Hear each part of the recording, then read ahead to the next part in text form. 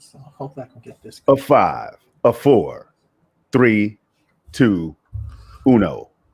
Hey, y'all. Welcome to another show. It is the Revolutionary Storm, episode 8. And we already got some early birds in the house, so hopefully the audio is all good, y'all. Let us know if it's not, and we could definitely fix that. But today we have myself, Project Storm, and the revolutionary one, the Stadia Revolution right here on the panel, y'all. Rev, how are you doing today, man? Man, I'm doing all right, yo. I'm making this thing happen, and we're I'm actually pretty good this morning. You know what I'm saying? It's like, we got some stuff to talk about, so we're gonna have a little bit of fun, man. Some fun today. It's gonna be a laid back, and kick it type of show. So I hope you guys are ready for that, and let's get into this. Now, our idea of laid back kick it is a full-fledged, all-out discussion. You know what I'm saying? So y'all keep that in mind when you're dealing with the Revolutionary Storm, man. Exactly. Like the one thing you want is for us to be laid back, because when we get hype, oh man, there's normally problems associated with that, Rev, when we get hype, man. So here's the deal, y'all. Today we're going to be breaking down a number of topics for you. Some of them are listed in the description, but we kept the stealth topics for all of you that are going to hang around for at least an hour. Now the show is scheduled to go for an hour and a half or whatever. If we go a little bit over, that's nothing new. That means we're having a good time with the chat and just breaking down this news out here. You never know, there could be breaking news, there could be something that just pops up. But Rev, I think we should kick it off, man. Right here in the chat, we got Reassure first in the building, man, from what I see. Then Cloud Gaming Dad, followed by Stadia Revolution. Randy B is in the building. All right, y'all, we're going to kick this thing off, man. So, Rev. Let's go. Have you been playing any games, man? I know that you got the Google TV and all that stuff, and there's been a big week for cloud gaming news and all that, man. But have you had any time to play actual games? Yeah. My go-to is always NBA 2K21. I always run that. And shout out to Ray for tweeting that, for tweeting the show out. We really do appreciate you, man. Oh, all the time. I played a little bit more Resident Evil 8, advanced to a point where I got stuck at again, so I got to go back and figure that out. I went and played a little bit of Trials Rising just to try out the Google TV option, and we're gonna get into that. And then what else have I been playing? Oh, yesterday I spent most of the day playing Caves in the Wild Mask. Oh, no, that's one I really want to get my hands on, man. Dude, that game is so much fun. It's like it gives you a little bit of Sonic feel, a little bit of Mario feel. It gives you a little bit of everything, right? And it's a really good platformer. But my God, dude, the music in that game is stellar. That's all I can say. It's so cool. It draws you in. The soundtrack that the audio tracks that they use for the different sounds in the game. Nice, dude. And the updated sprite graphics that they use for that, top notch, dude. I was impressed with the game when I first started it. I had just got stuck at a point, and then I advanced past that point. So I just really got more into it. I'm telling you, man, that game is so much fun. It is so much fun. Yeah, it looks like, and I like how you said you made the comparisons to Mario and Sonic, because that's exactly what I saw, man. Yeah, it doesn't have the speed of Sonic, but like the way the courses are designed. Yep, yes, sir. The rings and the platforms and stuff and all that. Yeah, it reminds me of that, but the way that you go about things, and as far as how you go about with the levels and navigating through that, it's got a good Mario feel to it. So you'll really like that game. I'm telling you, it's a nice platformer, and games like that are definitely needed on Stadia. Platform games are just bomb anyway. Well, anything else before I give my little spiel? Did you want to do the off-topic thing, or did you want? Not yet. We're gonna do that right after. But I had some games. I had like 2 or 3 games I want to mention that I was on. Go for it. If I can, Rev. If I can. I'll You let you do know, it this time. it's hard to follow you, man. It's hard to follow you. So here we go, y'all. Destiny 2 is one of those games. All right. PUBG. All right. Played both of those on Stadia. Always with The the Doom, PUBG. the Doom Eternal, Doom 2016, Immortals Phoenix Rising. I hopped on that yesterday after I realized that my TV makes playing Stadia better, apparently, with the OG CCU, but we'll get into some of that later. Now, then Madden 21. I hopped on Madden 21, beat the number 18 player in the world, Red. Dirt 5, jumped on that, ran beautiful. Assassin's Creed Valhalla. We're not I doing know that. you almost spit your water out. We're not doing that. I know you almost spit. Shout out to MM2K, man. Valhalla. Shout out to my brother, MM2K. Dude, He says I Assassin's learned, Creed Valhalla. I'm saying Assassin's Creed Valhalla. That's all to it. it's Valhalla. And dude, I learned some stuff about that, about the whole Valhalla thing. What's up? In Norse mythology. Now I'm not getting into that right now, but you know, it's pretty interesting because it had something to do with the Loki show. You know, that they were talking about breaking down some things that's, you know, with Norse mythology, with you know, all the stuff that, you know, they believe in, you know, with that. So it was pretty interesting. So no, you could continue. Go ahead. It seems like no, I only had one more, and that's Borderlands 3. And speaking of that, y'all, Yes, we might as well get into it. go for it. Let's go right here, Red. Or do you want to go? Nah, let's just keep the show in order. Let's keep it in order. My bad. I have it in order. Let's go right here, y'all. All right. Now, what does this banner right here mean? Rev, you want to give your thoughts on it first, bro? Because I know you had a whole big, like, you were excited when we talked about this before the show. You know what? So was I. Yeah. You know, because you know I you know how I get. I mean, look, this isn't game related, but it definitely is game related. But it's something that we were talking about a couple days ago, and you know, we were talking about everything with gaming, technology, and stuff like that, and to just come to the realization that, you know, we're in the future that we talked about back in like the 70s and the 80s and whatnot, you know, like people that were born in like the 90s and the 2000s and whatever, you know, this is the world that they know. This is the world that they were given. Like, we come from an era that didn't have any of this. Any of it.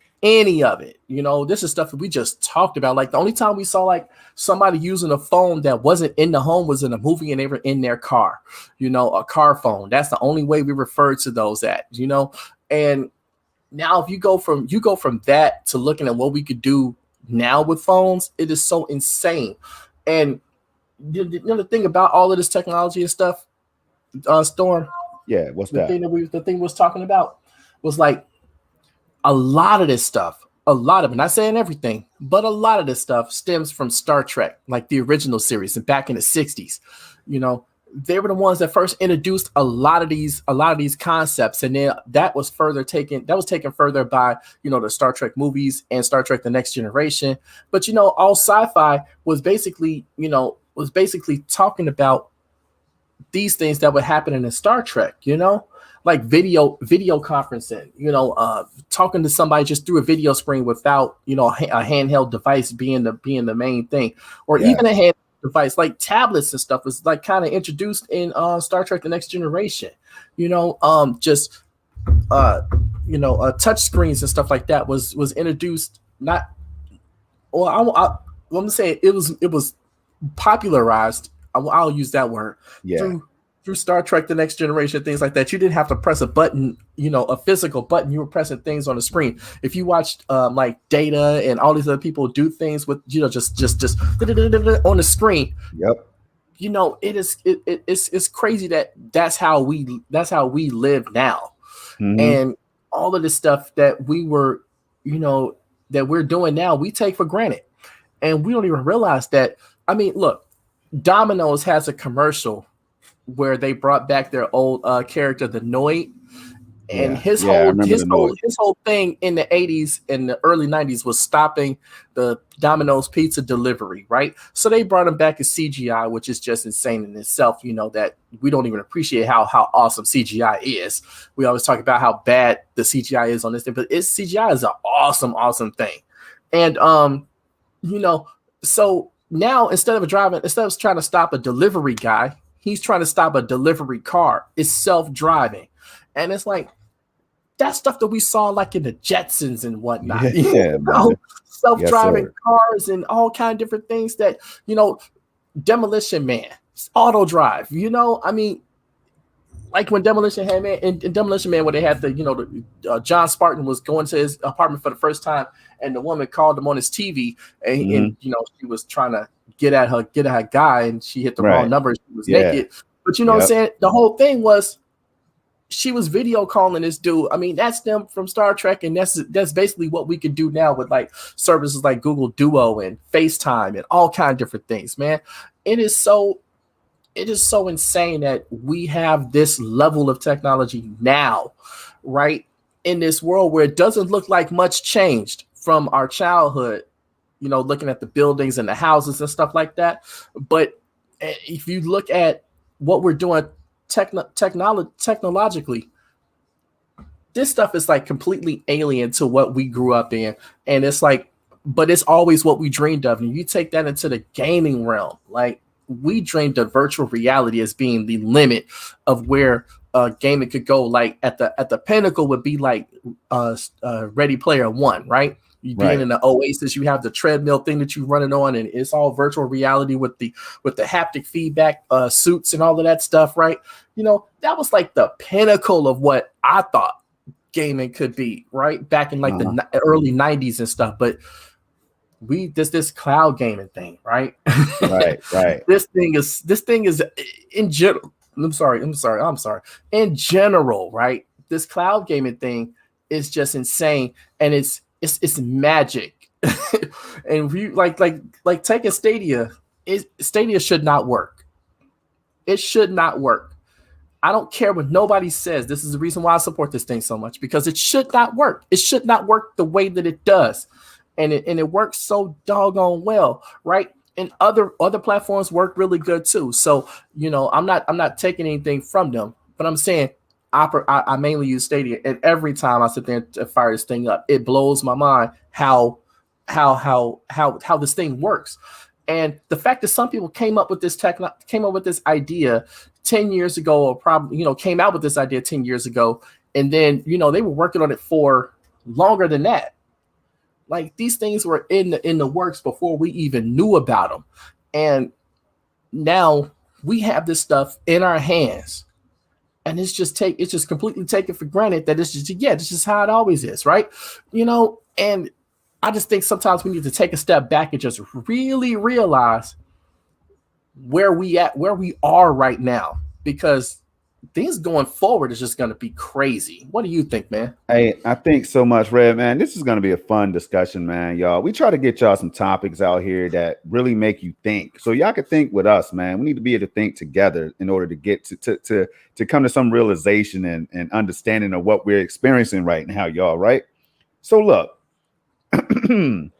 so Rev, you brought up some good movies or whatever, but I was thinking more like I remember watching the 2020. Remember the show 2020 or whatever? Mm-hmm. Like, we used to watch that joint, and then we used to think about the year 2020, and all of a sudden here we are in the year 2021. So Y2K action, Y2K and all that. I used to tell Kill, man, shout out to Project Kill Gaming in the House, man. Him, Main Ether, my other homie, man. We used to talk about this stuff, especially me and Main, right?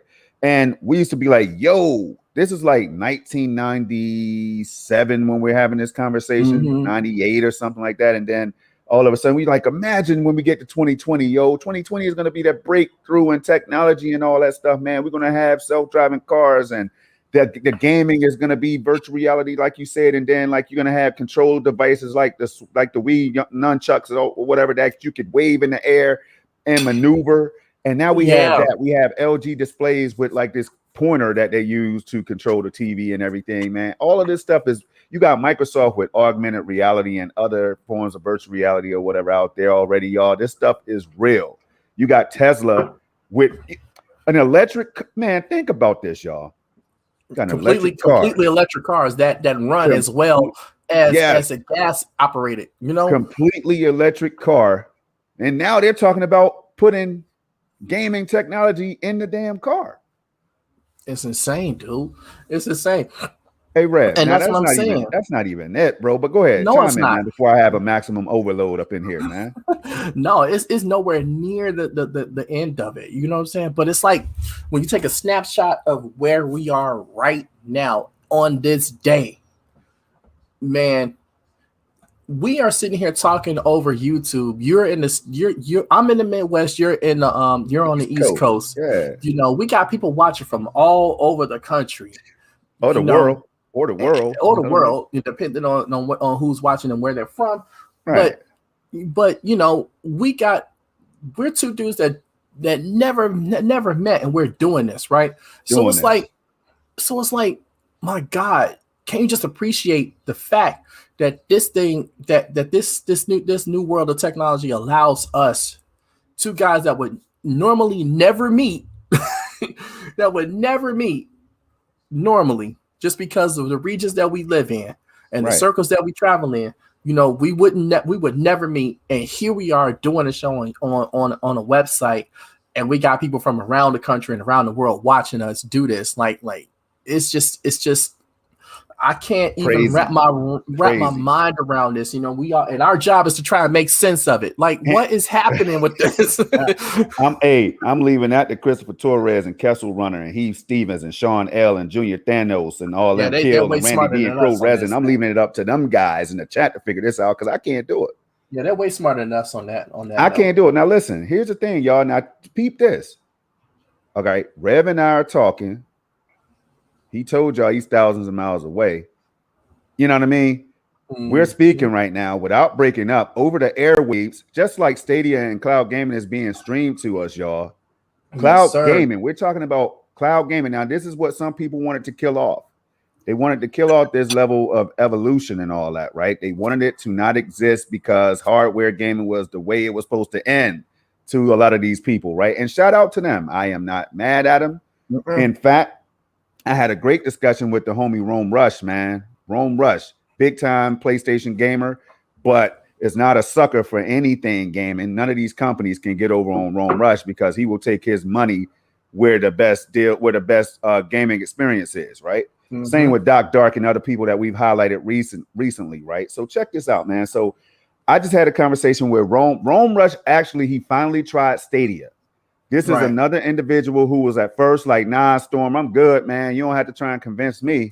I'm good where I am. PlayStation 5, man. What the hell I need Stadia? What do I need with cloud gaming, man? It's just, I'm just not there yet. I see it threatening the way I play my games or whatever. Hardware is where it's at. I like being able to hold my physical copies of the games and all that. And I said, damn, Rome, you can't even give it a try, bro. Rome was like, Storm, man, I'm good. Yesterday, Rome Rush actually tried Stadia for the first time, man. He tried it for the first time. And he gave his takes. He gave some good points on how he felt about Stadia and cloud gaming or whatever, and why it wasn't the best experience that, you know, he said it was impressive, very impressive. He said the technology is excellent and all that, right? But he brought up some key points about the data usage side of things and all that. And it's just, you got to go just go to Rome Rush's channel, y'all. Be a part of that conversation, man. The brother took the time to try Stadia. And I told him, I said straight up, man, you tried Stadia. You got a right to say anything you want about it. If you want to say Stadia is the worst, the scum of the earth, you could say that because you got your hands on the controller or the mouse and keyboard and you tried it, Rome. So this right here is what it's about. Now, because Rome tried it, I'm sure a couple question marks went off in his head like, yo, how's this thing even fucking work? How does this thing even work? Yeah, no, man. You could, I'm sorry, man. Drop the F-bomb. It's an adult show. We just try not to get too crazy. But look, man, this right here, this is bringing out our level of passion and enthusiasm right here, y'all. Yes, sir. So can you imagine, y'all? Ray Sherrod can tell you if he's still here, man. Anybody that's gotten their hands on the cloud gaming experience, no matter where the hell it is, xCloud, PlayStation Now, GeForce Now, Shadow, Luna, whatever, Stadia, whatever the case is, right, Red? Once you see that it works and works really well, man, it's like it's kind of like it does something to you. It's like, yo, this is like, I'm starting to using this. That's the question, right, Red? Now you start thinking and you start stacking on the possibilities of what cloud gaming can bring. You're like, okay, my console's cool as hell, and that fidelity and that visual quality is dope. But damn, I saw Project Storm stream. and that Doom and Destiny 2 and that PUBG and stuff was running pretty clean. Can I get that same experience? And then you try it and you get that same experience. Now what, Rev? Now you're using words like, man, this is magic. You can, and Right. we do it in the public. We do it out in the open. Us in the chat right here. We do it in the open. We have no shame in our game because we're all celebrating the fact that we were pioneers. We tried something new, right?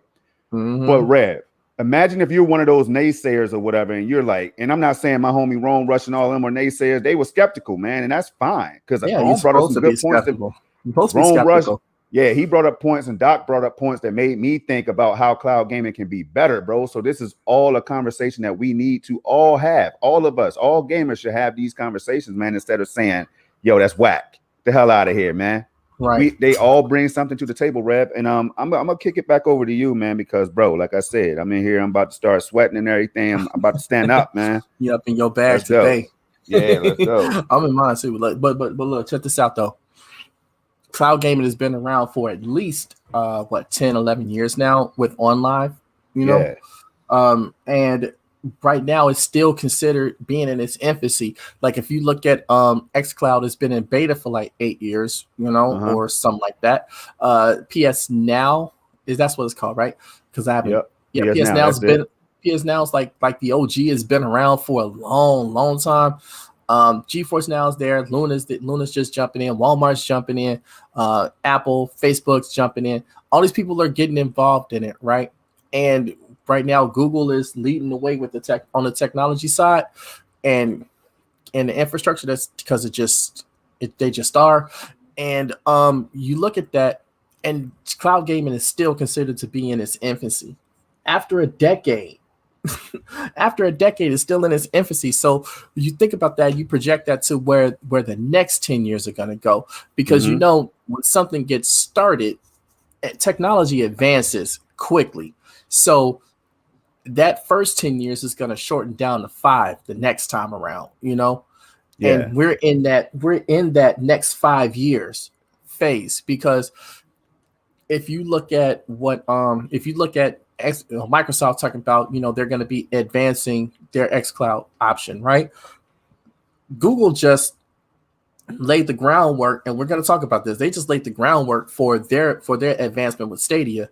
You know, we'll see what other people are going to bring when they bring their stuff to market. And you know, Amazon is going to continue to work on Luna. So whenever they're ready to bring that to the public, you know, we'll see what that does. But if you look at it right now, currently you got Microsoft and Google leading the way to advance this technology. They're, like I said, they're going to shorten that decade to about 5 years, and we're going to see by 2025 or so where cloud gaming is going to be. And I feel like it's going to be a prominent way to play video games in the next 5 years. And you know what?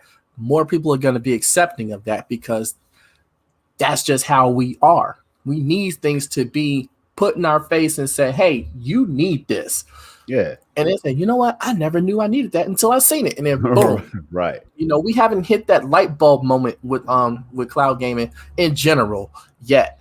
But we're getting there, and that moment is coming in. And if you, like I said, we're going to talk about this a little bit later, but if you look at what they're doing with that new Chromecast, with Google TV, Android TVs, NVIDIA Shield, and all these other TVs that is coming preloaded on, and Chromebooks and stuff that is going to come, and phones that is going to come preloaded on, and tablets too, Stadia is going to be there, you know? So we're going to talk about that.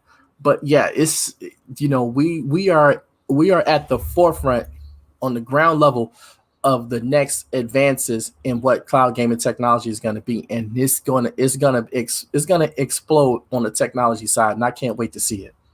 Yo, I'm deliberately doing this, y'all. Like when I show these banners, like what you all are saying over and over and over. Yo, the chat is already saying some things, man. Like you guys are right on, man. I know Sean L said something, man. Damn it, and I'll come back to that later, but then. So right here, of course, he said people hate Stadia just because it's the Google name. Rev, do you agree with that to some form or fashion or whatever, like to some extent? I've seen that. Yeah, I've seen that. I've seen people say, Google does this and Google is such a this company and such a that company. And, I've seen people have a ton of negative things to say about Google, but they all use Google for something or another because everybody's born with a Gmail account. So, you just can't you can't get away from it. And that's how Google operates. Yeah. Some people might not like that. But when they came out with their products and the things that they completely stand behind, or don't incorporate into something else, that they incorporate things into, like Gmail, like other products that they've used and they come out with, they just slowly, organically put it in your face, and all of a sudden, everybody's using it in some form or fashion. Right. And that's just real. And I see them doing Stadia the same way. But again, we're going to get into that later. All right. Now, I want to go back to this real quick. And then I'm going to go to Reassure's comment, man, Red. We got to highlight it, man. So Sean L. again, right? Now, look at what he said. And I want y'all to think about this as I'm speaking, right, for a second. GeForce Now was out before Stadia, right? Yep. Might have been in beta form, but you could get your hands on it before you could Stadia, right? Mm-hmm. The world was not throwing salt on GeForce Now like they are on Stadia right now, Rev and chat. And then all of a sudden, Stadia comes out of nowhere, boom, talking about we could hit 4K 60 and all that. And I know I throw those numbers and letters out all the time, right? But I do it for a reason. Stadia comes out of nowhere, and this is just to help Sean L. and others, ourselves and everybody else, kind of like come to some better understanding about this, right? So imagine if Google Stadia came out. You're an Xbox gamer, you're a PlayStation gamer, and all of a sudden Google comes from out of nowhere. They're known for Google Play and stuff like that, mobile stuff, mobile games and stuff, and then all of a sudden, boom, out of nowhere they come and interrupt the cloud gaming scene, the gaming scene potentially at some point, right? Mm-hmm. So I can understand why Google gets that level of hate that it gets or whatever when it comes to the people that don't care about it or who won't even pick up a controller and try Stadia, you know what I'm saying? But some of those same people are waiting for xCloud to make their power moves, man. But we'll get into it a little bit later on. Ray Sherrod said, I'm playing NBA 2K21 on Stadia and watching the stream. Yeah. He's streaming in two different fashions, Red. Do you understand? Sir. Do you understand what I'm saying? Now, somebody else in this house is probably streaming. You know what I'm saying? The son's probably gaming or whatever right now, right? Yeah. All of this is going on, and it's possible because of the stream. Now, we're streaming. We game on the same devices that we stream on. I know I do. It's crazy, Rev. It gets crazy. It gets Dark is in the building. Oh, man. Hold on. That's not the only person that's in the building. Let me get down here and get to this damn chat. Oh, Chase is in here. Say, man, hey, can you stop? Man, damn. That's my job, bro. Can I just have one job on the damn show, man? All right, please. Fine. Thank you, brother. Hey, wait. Before that's how we say good morning over here on the Revolutionary Storm, y'all. Before you do that, you just reminded me something. You reminded me of something. Remember the movie Galaxy Quest? Yes, I do. It's Sigourney Weaver. Her job was to repeat the computer all the time.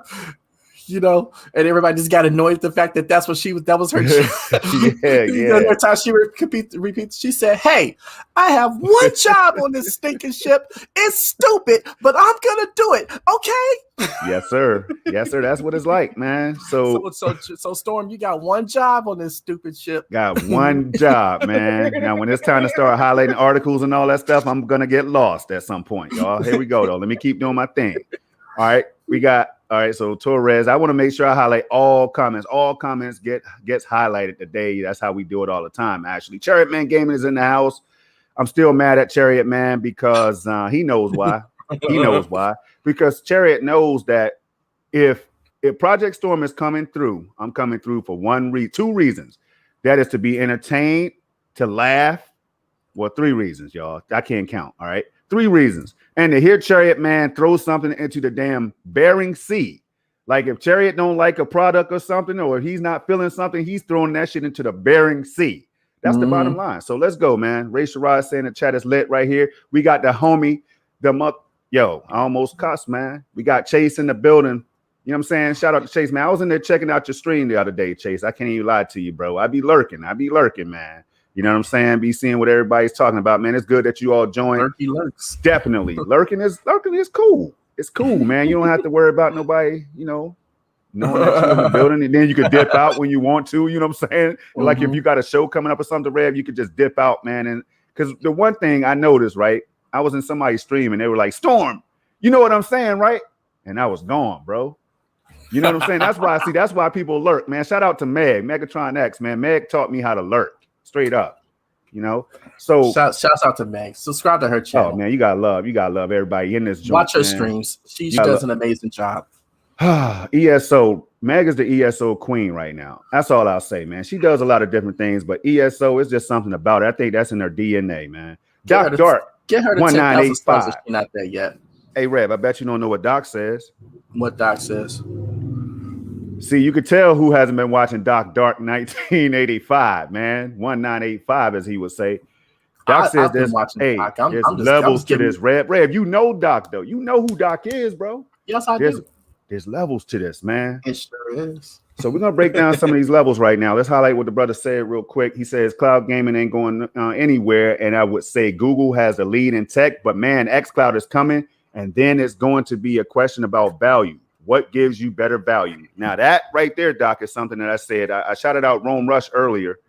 And I know that you were over in the chat with Rome. And I know you had something to do with Rome trying Stadia, man. It just seems like it, Doc. You seem real suspicious, bro, when I looked at the comment section, man. Did you have anything to do with the homie Rome Rush, who was definitely not into cloud gaming? Did you have anything to do with my brother trying Stadia? That's all I need to know, man. But what's up, Rep? I was going to say the value comes from the options, because both services are not expensive to try, you know? And, right. You know, you can subscribe to one, being cloud, Game Pass, use the cloud option for that. And you can use Stadia for free and just buy the games that's on there that you want to play on it, or you can subscribe to both and only cost you $20 a month. I mean, it's not an either or thing. It's you can use both, and it's it's fine, because that's the thing with cloud gaming. If you like going on different platforms and stuff like that and trying different things out, because there are a lot of people that like to do that, cloud gaming gives you that option, and it doesn't cost you that much to do so. So I don't see it as a either or, like you just have to have this, you just have to have that. Like I choose to play on Stadia because it works for me in the best. It works the best for me in the way that I like to play, But I grew up an Xbox person. You know what I'm saying? When Xbox hit the scene, I switched over from my Dreamcast and went straight down that line.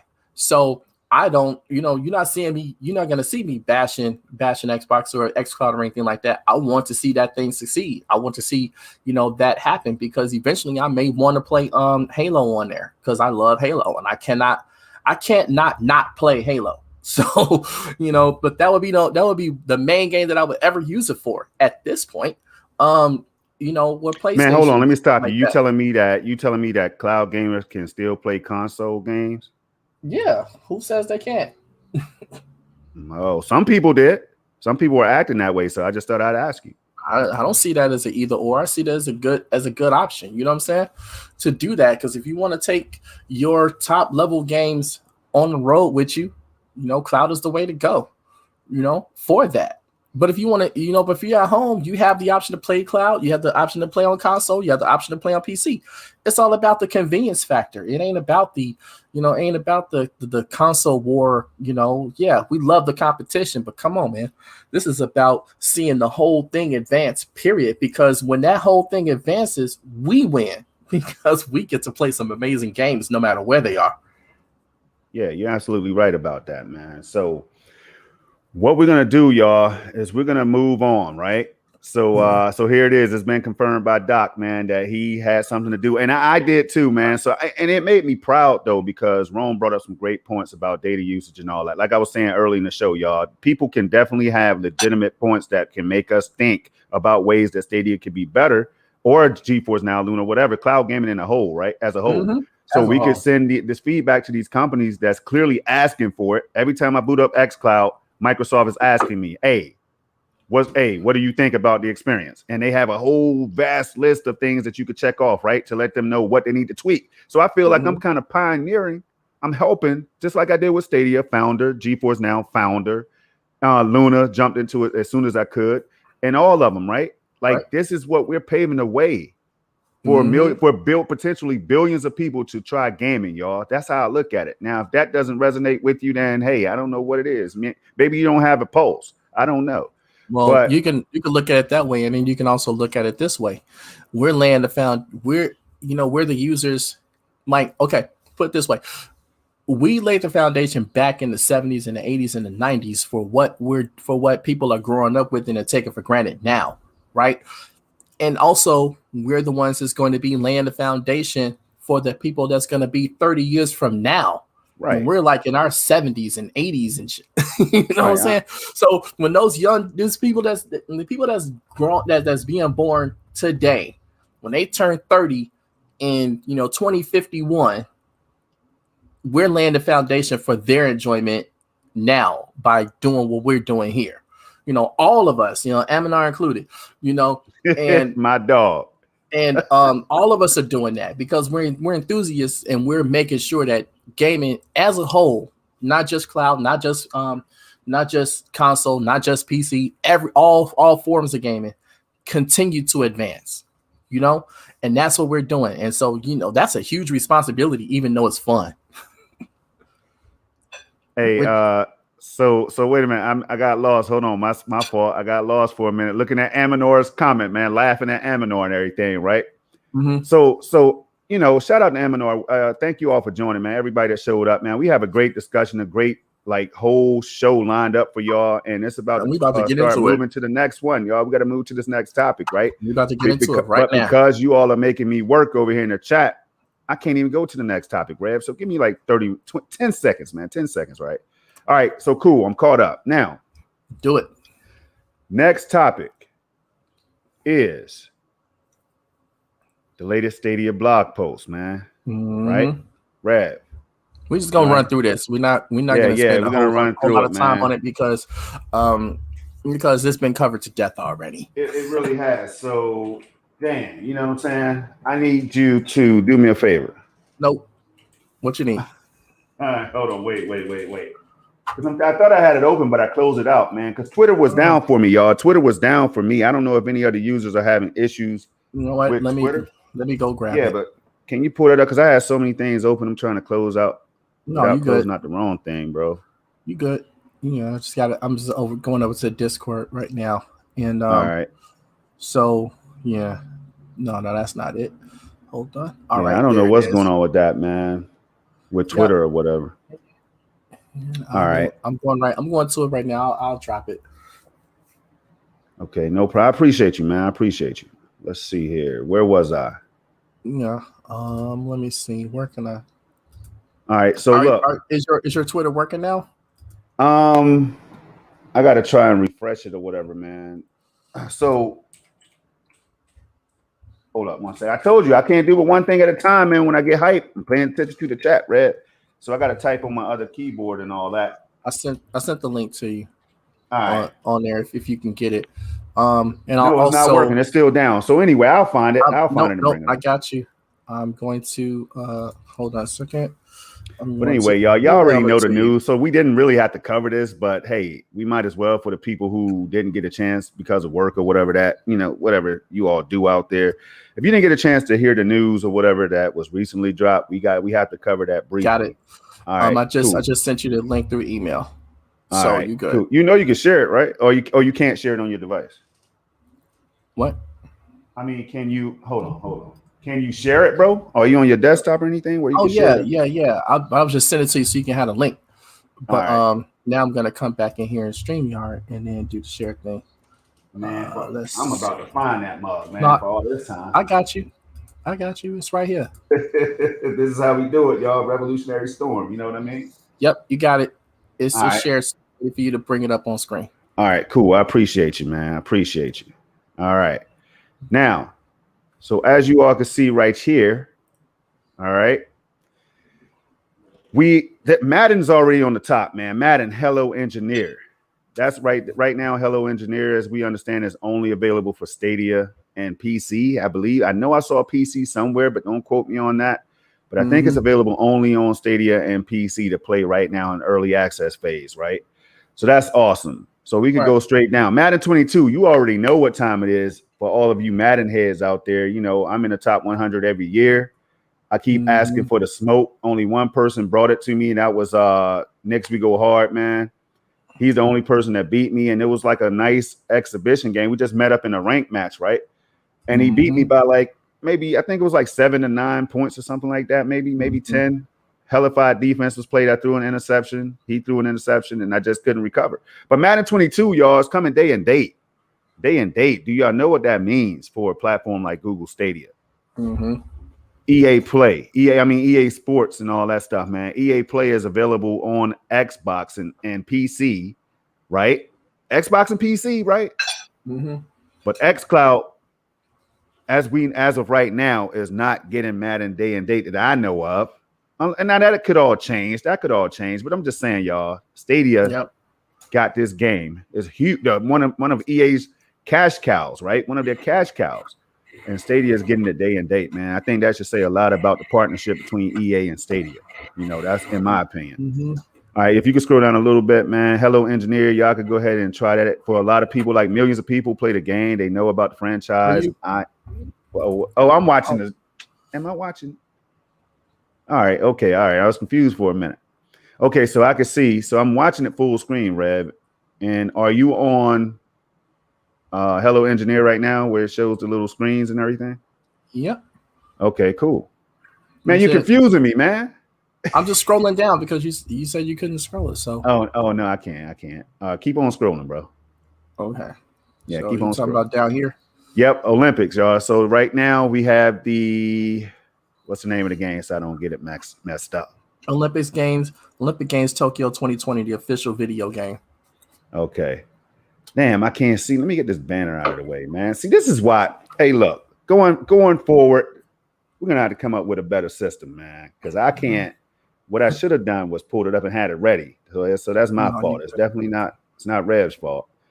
So as y'all know, man, the Olympics is already kicked off. You got this game that's on Stadia right now. It shows you the price, $20 US. Jump out there, give it a try. It's a great party family type game that from what I could see, I haven't tried it yet myself, but it's something that I will play because of track and field and other games that got me addicted when I tried them. So it's not something that I'm going to shy away from. Rev, if you go down a little bit more. One second. I was away from the screen.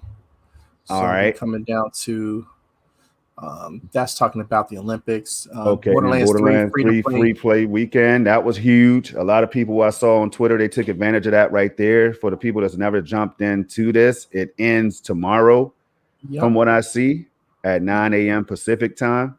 So that's noon Eastern and 11 a.m. Central. Yep. So make sure you get your hands on that, man. At 1080p 60, the game is a dream to play. It's phenomenal. I'm not even going to lie to y'all. The colors, the way they pop, the art style, the action, the fact that you can play cross-play with others now on different platforms, man. That's huge. The fact that there's crowd play now that was recently announced for the game, also huge for all you content creators out there, right? Yes, sir. So let me remove this banner real quick. Do that. Yeah, I got to do that. All right, so look. And you remove the other one. All right, hold on. One second. All right, so here we go, Rep. Here we go. So that's the Borderlands 3. You know, we're talking about that. Then it's talking about Crata. Crata gets bigger. I mean, you know, they're expanding Crata, and there's a new battle pass. What's that? Mechanical Revolution battle pass. So there's going to be a lot of steampunk technological additions you can add to your game, and it's going to be.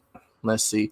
You can get in the Stadia store now. It's already there. So let's see what it says. Mechanical Revolution unlock an incredible array of new cosmetics and emotes as you progress through 100 levels of industrial themed content. Get in the Stadia store now for $9.99. So it's only $10, and you can add more on the Crata, which is just, you know, which is just insane in itself. And you know, we got the resident, Crata winner who got a nice little boost of cash out of them. So There's Yeah. some incentives for that. Yeah. Listen, man, shout out to Unit 2, the developers of this game, man. Like they're just awesome individuals. I'm not even gonna lie to you. Not to mention that the game is fun. It taught me how to actually get out there and be a creator. Like I felt like a game developer, and technically I was, because I created a game within Creator itself. So that was pretty dope, man. And you already know. Mm-hmm. Some of you know I won a grand prize, for being a black content creator or black creator on Creator and all that stuff. Man, it was phenomenal. Shout out to Rick Tone. Rick Tone just had a stream. I want to say yesterday. It felt like yesterday, but it might have been Friday. That Rick Tone had a recent stream where he Creator was actually in the chat chopping it up with us and everything, man. So shout out to them. They've moved on to PC. And I know Facebook just recently, Facebook Gaming, I guess, or whatever, just acquired them, if I'm not mistaken. But they still show love and support to Stadia. You know what I mean, Red? Yes, and that's an awesome thing. So look, and that's good for them, because that's that's another big company that's got endless pockets that can really invest in the company and take them forward and take them further. So shouts out to them, and let's see what else they come up with. Aside from Creator, that's going to be interesting. Right. So moving right along, what else do we have? This is talking about the progressive web app. You could play the full Stadia experience in the Chrome browser. So you just pick up a controller, start playing, and it still access the launcher, profiles, profile captures, and the Stadia store all in this the progressive web app, which is good because it was only on iOS because they had to use that to get around the App Store guidelines, which I have been talking about for over a year, that they needed to figure that out, and the outcome of the court case was them, just creating a progressive web app. And shouts out to Microsoft for coming up with that idea, to get people to be able to play xCloud on iOS. And now Stadia, Google followed suit with that, and here we are. So then now they're bringing that to Android. So that's awesome. It's awesome. It gives people more options. And then the big news of everything was Google, Stadia launching on Google TV with the Chromecast with Google TV and Android TV. Oh, excuse me, man. I don't know what's going on there. Yeah, I hear you. So and it's all news. It's all good news. Go ahead though. Yeah, the first sentence in this, I want to highlight this. All right. Hold on one sec. I'm gonna highlight that because people, tend to overreact to things, right? So, first thing they say is reminder. This is the first version of Stadia on Chromecast with Google TV is launching June 23rd. So this is obviously past that. We're 4 days past that. So this is launched, and we're going to talk about this more in depth a little bit later in the show. But this was a huge move. And I saw somebody in the chat say it was monumental. That's not even a word that we can come up with that accurately depicts how big this is. But yeah, I agree. So, you got let's see, it's the Chromecast with Google TV, Android TV OS devices. As far as all other Android TV OS devices, you can opt into experimental support to play Stadia. Assistant functionality on the Stadia controller will come to later versions, and we will launch a feature in the coming months to ensure even more consistent connections with third-party controllers when you're playing on the biggest screen in your home. So the fact that they, right now you can play with your Stadia controller, you can play with the Xbox controller, and you can play with the PlayStation, and then they have a selection for other. So I don't, I guess it's more Bluetooth or HID compliant controllers that you can use. So, but there hasn't been any word on that, but that's still a better option as opposed to what we, only being able to pair it with the Stadia controller through the CCU. So, they're just going to talk about the deals and stuff, blah, blah, blah. New games, on sale for the summer. The summer sale is insane. So if you haven't gotten any of the games on the summer sale, try to do that as soon as possible, because they got some really good deals going on. For real. So I appreciate you, Red, man. That was the recap, y'all, of the latest Stadia blog, right? So yeah, we're gonna move right along, man, because got a lot to get into. So here we go. Yes, we're gonna kick this off right here, and it is Borderlands 3 crossplay, crowd play. All right, that was recently announced, and the event that's happening today at 2 Eastern time. After the show is over, you all are gonna have some time to go get a drink, do what you got to do, and get right back over to watch this event, because it should be pretty interesting. I know there's going to be some individuals, and I know I have this one up. Damn it. See, and I had Twitter open, bro. All these things came from Twitter, and Twitter stopped working. So I'm not prepared, right? But anyway, y'all know, you probably heard about it. If you haven't heard about it, maybe we can actually get that up on the screen to share as well for y'all. Because I found that from Twitter itself. But Borderlands 3 recently, the crossplay was recently announced, which is huge for any game on Stadia having crossplay. I mean, think about it. The game is going to be accessible to that many more people, or Stadia players will be able to interact with that many more players or whatever from different platforms, which is huge. That was good for the Division 2. Oh, it was, and PUBG and other games, man. All of those games take advantage of that, right? So Destiny 2 is we already know that's going to be crossplay is going to be implemented into that sometime later this year, whatever. They've already rolled out the beta trials and all that, which were great, by the way, which was fantastic. I got a chance to play alongside what I'm sure are Xbox, PlayStation, or PC. Did PlayStation approve crossplay for Destiny 2? I'm not sure. Because I know it won't be coming to PlayStation. Like the crossplay for Borderlands 3 won't be coming to PlayStation. So Amanor, let us know, man. Is crossplay coming to Destiny 2? That's all I need to know, Amanor. So, but look, here's the deal, though, Red. Like crowd play. Get on that, man. I don't know why they blocking that. I know. All right. So as we know, crowd play is another exclusive Stadia feature right now. Now I know that Amazon and Twitch, they're working on something. They have crowd choice.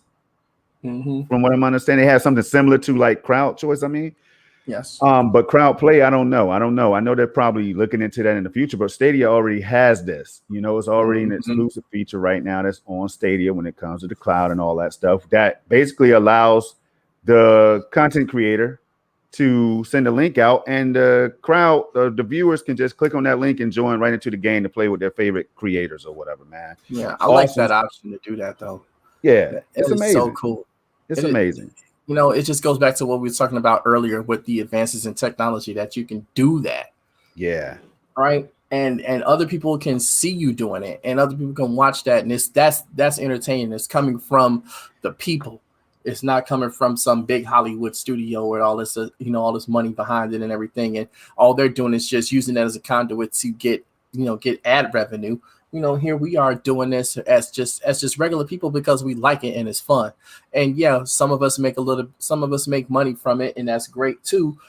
But the fact that we can even do that, it's still an amazing thing. Come on, man. We have to understand where we are right now. We have so much good stuff going on that, it's sometimes mind-boggling, man. Yeah. Hard to wrap your brain around it. Yeah, man. I tell you what, it's hard to control is this damn chat, boy. You all keep on doing your thing out there, though. Keep on chopping it up. Hey, look. So I'm telling you, Red. Like a game like Borderlands 3, I'm telling you right now, it's one of those games. It's really fun, though. Yeah, I know, and it is, Red. But I'm telling you, like, it's one of those games that I'm talking about. You can have a blast when you're playing with people. And shout out to MM2K, man, who highlighted it. He was like one of the first people I saw that actually retweeted the fact that, or put out there on Twitter that the game was that crossplay had been enabled and all that stuff, man. And then Stadia came back later and said that, oh yeah, man, we're gonna throw crowd play in there as well, So, and then we had this show coming out today. Now, some users did have issues, and I know I saw that from the dev team themselves. came out and said that there were a little bit of issues. Some users were Mm-hmm. experiencing issues like, Yeah. I think it was stuttering or something or whatever after the Yeah. update. But they did say to reach out to them if you have any of those issues. So y'all take advantage of that if you had to. Definitely. So moving right on, Red, we're doing pretty damn good, bro. Yes, sir. So let's talk about this right here. One of the elephants in the room, right? Uh-huh. Man, the good thing and the bad thing about cloud gaming is one of the good things is that people who get their hands on it, they're pretty much convinced that, you know, cloud gaming is real, that it could be the future. Like, we don't say that it's the future anymore, Red. We don't use it as much as we did in the beginning or whatever, when we were trying to convince people how dope it was, right? Now we don't have to convince anybody how amazing Stadia is. They'll eventually find out. So, but there's you always see that. yeah, there's a lot of different moves along other than Stadia, outside of Stadia. Like, you got xCloud, who are right now they're upgrading to the Series X and S blades, from my understanding. Right. Now, in all the games I tested, I've only seen Series S features in these games or whatever. For example, No Man's Sky, you saw Xbox Series S actually in the menu in the settings or whatever. I mean, first of all, bring that game to Stadia. That game would do amazing, man. You know, just in the cloud technology, you know, being behind it, man. To just imagine the things that they could do with it if they really redevelop that game from the cloud, from the ground up for cloud. Dude, yes, sir. Man. Yes, sir. It would, and that would be, and games like that are made for the cloud. This is it's perfect. Yeah, and another thing I want people to understand is certain games like GTA 6 and the newest Call of Duties and the newest Battlefields and the newest MMOs and all that stuff, those games, they could really be evolved when it comes to the cloud, because developers and publishers won't have to worry about so much the limitations or whatever that hardware brings with it, you know, in the future. Now I'm talking about in the future, because once you get your favorite box, like I have a Series X, so I could talk about this. I have a gaming PC that can be upgraded, so that you had to exclude that. But these boxes, right? The Series X, the PS5, PS4, Xbox Ones, all that, right? Once you get those, they normally don't upgrade the actual hardware, or they don't make that accessible to upgrade your hardware and everything, right?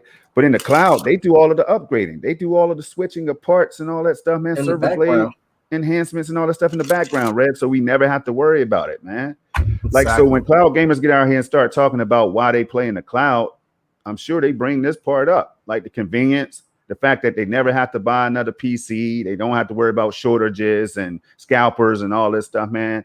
Those are valid reasons. But so what I'm saying here is that xCloud is making moves. PSN or PlayStation Now has upgraded to 1080p recently, right? GeForce Now. I saw an article, shout out to Chase again, where it was actually a tweet on Twitter or something, man. I know Chase reached out. I remember him reaching out about Outriders not coming, the demo or not, something like that. It was a part of that discussion. And I know that Chase highlighted, if I'm not mistaken, something that said from it was like an update that came out from GFN saying that they're going to be upgrading sometime. I want to say this year, by the end of the year or something. I could be wrong, y'all, but I know they have upgrades in the plans, right? Now, it's gonna do two things, in my opinion. It's going to heat up the cloud gaming scene. It's going to show people that these companies are behind cloud gaming, like they're really behind it. That's why they're investing into these upgrades and everything. I know Xbox doesn't seem like it's going to be dying off, or you know, they wouldn't be putting out all this damn money, Rev. So Stadia again has said that they're behind Stadia. They're behind upgrading the idea of upgrading Stadia to become 8K 120 playable in the future or whatever. Now, who knows how many years that's gonna take? I said we get that in the next 5. That's what I'm saying. Within the next 5 or whatever, right? Hopefully within 2, because I'm ready for it, right? But all of them are thinking about upgrading, man. You got PlayStation Now with that vast catalog of games over there. I'm talking about these exclusives that people have already shown that they will buy with an attach rate to like 5 to 1 or something crazy like that. Maybe even higher at times, right? That's crazy when you think about it. Like one of us, and we get like 100 games. Oh, well, Stadia has us out here big pimping, man. And that's only because Stadia Pro is awesome. people keep talking about X Cloud. Shout out to Doc out here talking about X Game Pass and all that stuff, right? And it is phenomenal, man. That's phenomenal value, right? Mm-hmm. But so is Stadia Pro, man. Stadia Pro has not been in the game that long, Rev. And I know you're going to give your take on it, but Stadia Pro has not been in the game that long. Mm-hmm. So they're going to be building up that value for its consumers or whatever. They've already told us, they've shown us through action or whatever. So that's going to be coming, man. But what's your thoughts on this whole thing? Like all these moves is being made, like Google TV and all of that stuff, man. Well, I'll put it this way. You have the experience with with the xCloud side of things, and you can talk about how your play experience was, when they, they're during this upgrade, and I've seen a couple of your videos and I get it, I think it's pretty awesome because that's just going to be better for xCloud users, right? With Game Pass and all of that stuff. We want that. We want their users to have a really good experience. We want those things to happen. Why? Because then that makes things better for us, right? That for me on the Stadia side, it makes things that them having great experiences over there makes things better here because you have to keep things consistent, right? So and it just solidifies cloud gaming. So people say, well, how if this is working okay, let me try this other one, see what this is about. They have the option, and that's the beautiful thing about that. So like with these companies making their moves, this is to be expected. We want them to do this, and we expect them to do that. Now the thing is, this is the conversation that people are having, though, and I don't agree with this conversation, and I don't know where this came from. As far as like what popped this thought bubble in people's head that with these other companies upgrading, advancing their technology, that Google is not going to, upgrade or update or further advance Stadia's technology. Like, I don't know where that narrative came from. It's like, who thought of that? Like, who would sit there and just sit there and think that they're going to sit on their hands and all of a sudden this is it? Well, Stadia's here and that's all they got. No, these are $1 trillion companies we're talking about. You think that's all they got in the bag? No, they ain't shown us nothing yet. Like I said yesterday on the SML podcast, shout out to SML podcast, Project Storm and 2K, all of that, watch it every Saturday. Anyway, the thing that people don't understand is that I said this yesterday. What we're seeing today is the results of years of work, right? Months and years of work. We haven't seen the results yet of what's being done now that we don't even know about. We know about some things, and next month they're going to reveal some things too, as far as like development tools and stuff like that. And we'll talk about that later. We'll talk about that soon with the Google for Games Developer Summit that's coming up next month. They're going to talk about that a little bit because we saw it in the notes, right? But we don't. That's just what they're telling us, right? We don't know what they're working on that they're not telling us. And when we see that, I think that's going to blow a lot of people's minds. And that goes for Microsoft, that goes for Sony, that goes for Nvidia, that goes for Amazon. All of them. The stuff that they're working on now that we don't know about, I can't wait to see that. And we probably won't see that for another year and maybe even 2. But the work is being put in right now to advance everything, to advance this gaming format, and to take it further, to make it even more accessible.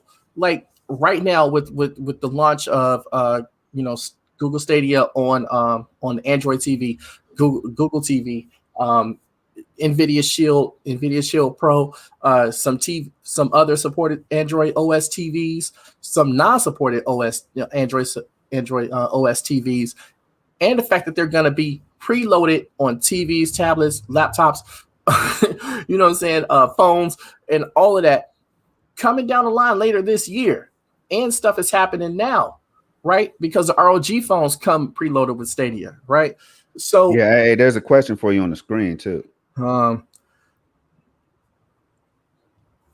that was me. I said that. That's Yes, because sir. I That's why I always gave. say that. Yeah, I yeah. always say that because it's the truth, yo. It's the absolute bottom line truth.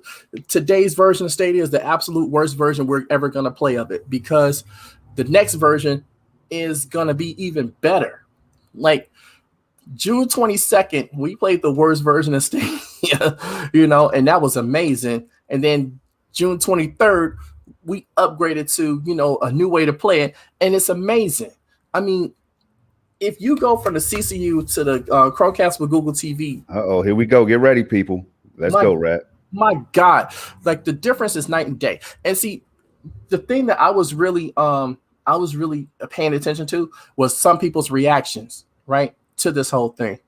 Um, uh, Hold on a second. Chris Torres had a comment. You highlighted, Oh, said I was right. I just wanted to read what he said because I didn't uh, even read it. all right. Hold on. One second. I'm gonna go right back here. Hold on, right here. He Boom. said, he Let me said, read. Let me read it for you, man, because you've "Go been for doing it." all that talking, man. Yeah, Stadia, it yeah, says go Stadia for it. Rev, right? Because one platform upgrades to catch up doesn't mean the other platform needs to be like to step up.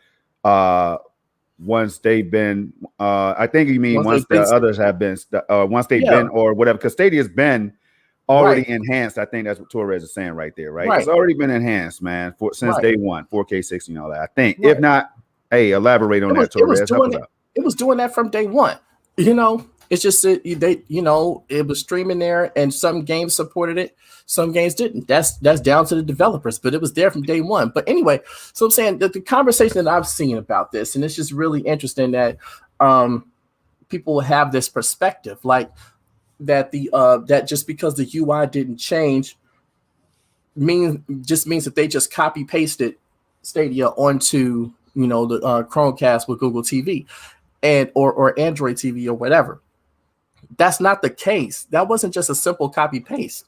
Trust me, that was not a simple copy paste. I'm sorry. There's some major stuff going on under the hood with just this bare bones version of it that we got because the HDR isn't working and the Google Assistant isn't working right now. You know, but again, like they said, it's the first version, so they're already planning updates and upgrades for all of that to get everything up and running, to get all the other things up and running, and to make to add more stuff to it. We already know what they're doing with this on the social side, with the news feed option in the app and all of that stuff. So trust me, the things that we know about are good, but I want to see what we don't know about. And now, just going back to the difference of that, right? The CCU was slow. It was slow loading, and once you got into it, it took a while to get fully up to where you can scroll your games and stuff like that. And the scrolling was kind of slow, right? You go into with on Google TV version, right? It's faster. They have the new loading screen logo screen, which is awesome. Um, the controller, the controller, the controller, it connects quicker, and there's now animations in just little subtle animations in the S menu. You have more consistent options, with you have more options with some things. And you could just tell, like, when you're scrolling through your games, that thing whizzes by. Mm-hmm. So that's one thing. Now you have the option to, as I said before, pair your PlayStation and Xbox controllers to it and other controllers to it. You didn't have that option on the CCU. That was an option that people were asking for.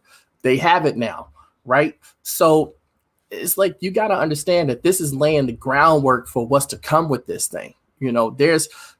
I'm just going to go on a limb and say I know that they're going to do a UI update. They just have to, because the UI, even in the faster mode that it is, and how it works, it's still the same UI. And I get that part that people have the criticism for, but for real, you know, be patient. That's all I say. That's all I always say. Be patient. The stuff is coming. You Now, know what do what? you think about what Alex Billy said? Hold on, let me see if I can find that right here about the UI. Hold on, let's see about the switch. The switch is UI. I Damn haven't it! seen it. I pull it up. Hold on, I just saw it. Hold No, I'm on, saying that's I it haven't right seen here. the Switch UI because I haven't used it. Okay. Well, basically, they haven't changed it, and Switch is on track to be one of the best-selling consoles of all damn time. Really, to tell you the truth, Right. so there's some features that we need Stadia to incorporate or whatever. Like I like the way that Xbox has their whole layout and all that stuff when it comes to the UI and the feature set. The activity feed, all those different things like that you can make more accessible. But yeah, Stadia could have the same type of UI and enhance that, I so want to that see you have some them. I want things to see running. them incorporate some sort of GTV style UI into Stadia, into the home screen on Stadia, whether it's on the Chromecast or the home screen on the app or on the web. I want to see I want to see that type of UI action happening, because I think that would be really, really cool for them to have, and it would be more visually appealing to people and draw them in and make them want to play a little bit more. Like the web UI is great. If they can do that, that would be awesome. If they can make some sort of version of that for the Chromecast, I would love it. But that's Yeah. just me. So with all those things, right, that you just discussed and all that, so it Yeah. seems like a lot is being done, especially on Stadia's end when you're talking about Google TV integration. Like, have you? All right, give me a hands-on overview of your experience with the Chromecast with Google TV or whatever. No, well, the whole thing, the dongle and what it brings to you. I just added some more apps to it that I use for streaming and stuff, and it's, man, that sign up process and getting everything up and running on that is so simple. It's not even funny.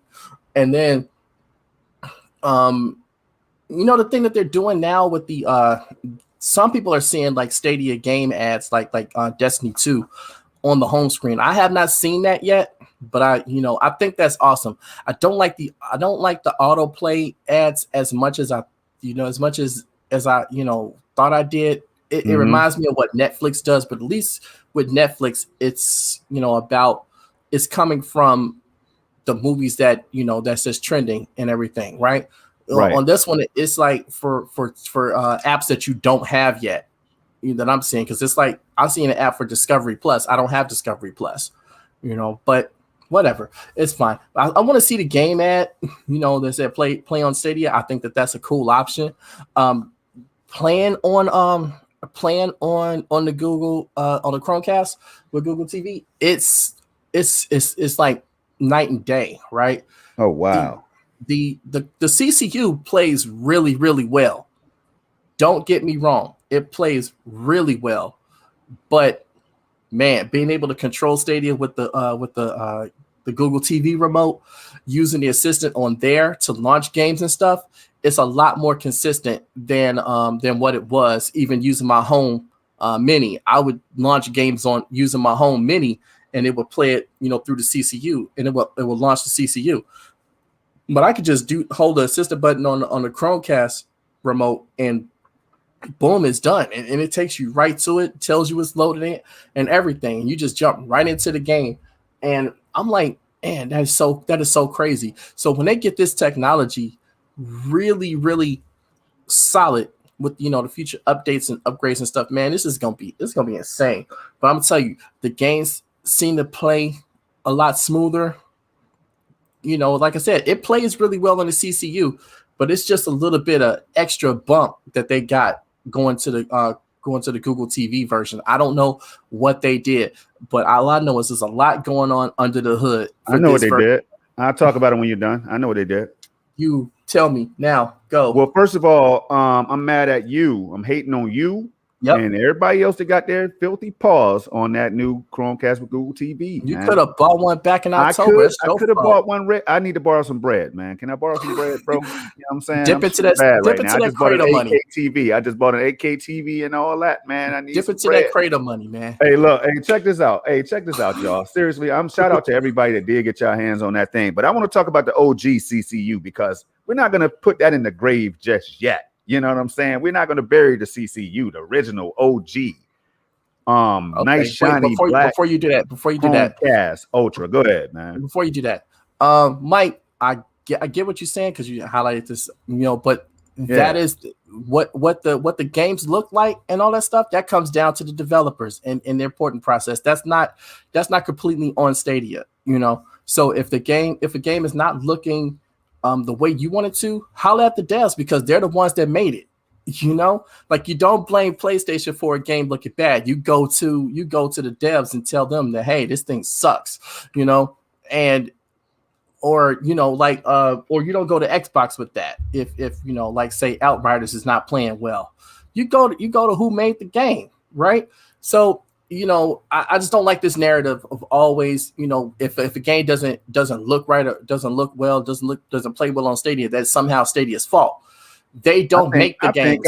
I think Mike, I think he's cool. 50-50. No. We can see it both ways. Mike is cool. No, he's right in his in what he's saying. Yeah. There, I get that, but the technology is there for the games to be great. The devs have to take advantage of it. That's the thing that I've always said. Thing is, if we're going to hold them all accountable, Rev, that's what I care about more than just one person sharing their individual opinion, right? Because we're all going to have, man, let me tell you something. Revolution, you my brother, right?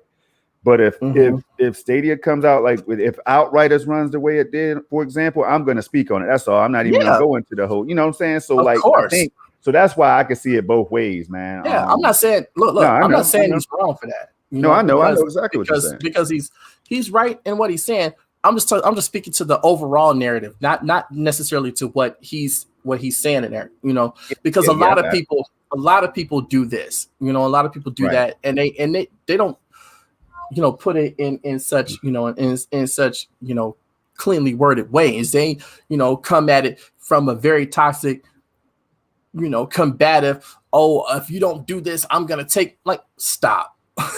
If the game isn't running well, or doesn't meet the standard that you're used to as far as like graphics and stuff like that, you gotta holler at the platform holders, but you gotta holler at the devs too, because they're the ones that made the game and all of that. Now I understand what you're saying with the gatekeeping thing. Yeah, there you go, because MM went into some of that right there. So I was definitely gonna highlight that part.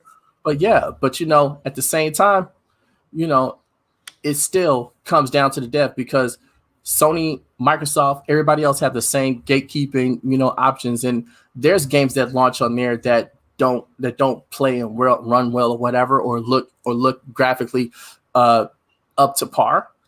And we don't hear people saying, "Oh, Sony needs to do this in order for the games." No, you go to the developers because they're the ones that made it, and they're the ones that put it up there, and they felt that they had a working version and run it. And if there's something in the translation process as far as getting it out to the consumers, then that's different. You can holler at both of them. But if you're not happy with the game, don't just look at the platform holder. Look at the devs too. Yeah, which is a big issue in itself for me as a consumer. I tell you that right now, because I don't want developers out here being lazy, and I'm not saying that's what they're doing. You know what I mean? I'm just saying, like, hey, you got to think about you're putting a product out there that millions of people, potentially thousands, hundreds, whatever, of people are going to get their hands on and pay their hard-earned money, right? So if you know that Stadia is going to be time consuming for you as a developer, and when it comes to the porting process or whatever the issue is, right? The funding, whatever the case is, right? Like you can't short your consumers, your potential customers, man, with a half-ass product, and especially when you know it's going to come out half-ass, like a Cyberpunk at the time when it dropped on the old consoles. I would have rather them say, "Yo, anybody with a console that goes back to this date or whatever, or this version, you are going to have severe issues with this game." I mean, be more transparent than that, so that people don't come at your neck when it's time for them to have a great experience. That's what CD Projekt Red said. People were trying to blame the delays on Stadia when they told them, hey, the Stadia version is done along with the PC version. What we're having a problem with this is the PS4 and the Xbox One versions. Yeah. So, hey, and then when it came out, what was it? The best place to play Cyberpunk 2077 outside of the PC was Stadia. Why? Because it was essentially the PC version and it ran smooth. I played it Yes, and sir. it plays phenomenal, you know. But that CD Projekt Red, they made sure that game was, that game was up to par for that. Man, Mike is bringing that heat right now. Hey, Rev, now if you don't mind, if you're done, let me answer this one first because I got something to say about this one, man. I like it. You know, so Mike is saying, but a platform has the right to say to devs or whatever, or if you want your game on our platform, it needs to be 4K 60, for instance. I know what you're thinking, Rev, because I know you. You know what I mean? What I'm taking out of this right here is two things. The first, hell yeah, you want quality products. So you're a new platform. You know what I'm saying? You're trying to convince and entice gamers to come over here and give your service a shot, right? So I could dig that part, Mike. The other part that I have is that you can't really scare away. You're trying to get as many devs and publishers on board as possible. Exactly. You know what I mean? And it's still building. Yeah, it's the building phases, so to speak. You know, so that's that other side. But Rev, I want to get your take on it, man. That's mine. No, that was my take too. Oh, okay. It's like they're still, this is just 18 months into 18 or so months into Stadia's life, right? Stadia itself streams at 4K 60. They never said that every single game that is ever going to come to is going to be 4K 60. That part is up to the devs to, for the users to get the best play experience out of their games. Now, will we love every game to be in 4K 60? Yes, of course. But at the same time, some games just aren't gonna run like that. But then again, not every game runs at 4K 60 on any other platform either. So the fact that Stadia can run a game at 4K 60 is awesome since it's via the cloud. That's an insane idea in the first place, right? But we know other cloud gaming platforms aren't doing it at 4K 60 either. Yes, sir. But Stadia can and has been since day one. Now, if the devs take advantage of that, awesome. We see that. We see the great results of it. But if they don't, that's on them. You have the option to purchase the game or you have the option to not purchase the game. You vote with your wallets, and that's how that is. So if you look at other platforms, like some games are running at 1080 60, 1080 30, 4K 30, 1800, 60, whatever, right? Not every game is going to be capable of running at 4K 60. That's just reality. Now, hopefully down the line we get that to be consistent across the board. Like everybody is running at a minimum, of 4K 60, especially for like the big AAA games. You don't want them, running at like 30 frames per second. You know what I'm saying? You want them to be at that smooth 60, right? So hopefully we can get that. But if we're gonna be, hey, what Stadia needs to do, we have to look at everybody else too, because everybody does the same thing. Now, if you're not happy that the game's not running at 4K 60, that the one you're playing, make your voice known. That's all I can say. Make your voice heard. That's real. And I definitely did that. And others. And you see what Cloud Gaming Dad had to say about it. And he's absolutely right. You know what I'm saying? To some users, this is the case. I know myself, it was the case for me. So, but Junior said, I want to make sure we didn't cover. I don't know if he's asking us to talk about the Google TV, why it runs better. Like, did we cover the app itself or whatever, why it runs better? Or how does that work, Red? Because you had that Google TV. Well, the app. I know we talked about improved performance as far as like the UI being faster and the gameplay itself seeming to be smoother. And I was going to tell you why I knew what I think. Really, I said I know. You go ahead. Go ahead. Expand. So this is what I thought about yesterday as I did a stream, because I jumped on the Immortals Phoenix Rising, and that I know, and it felt more responsive, even at 30 FPS to me. But my TV, so what was happening is I have a Samsung Q800T, right? And I have the Q80T, and both of them have what's variable refresh rate, and it has input signal input. What the hell is it called? Signal Plus or whatever, where basically all it does, Rev, is makes everything feel more latency free. Like it just gets rid of the latency in certain games, right? Or if not all games when it's activated.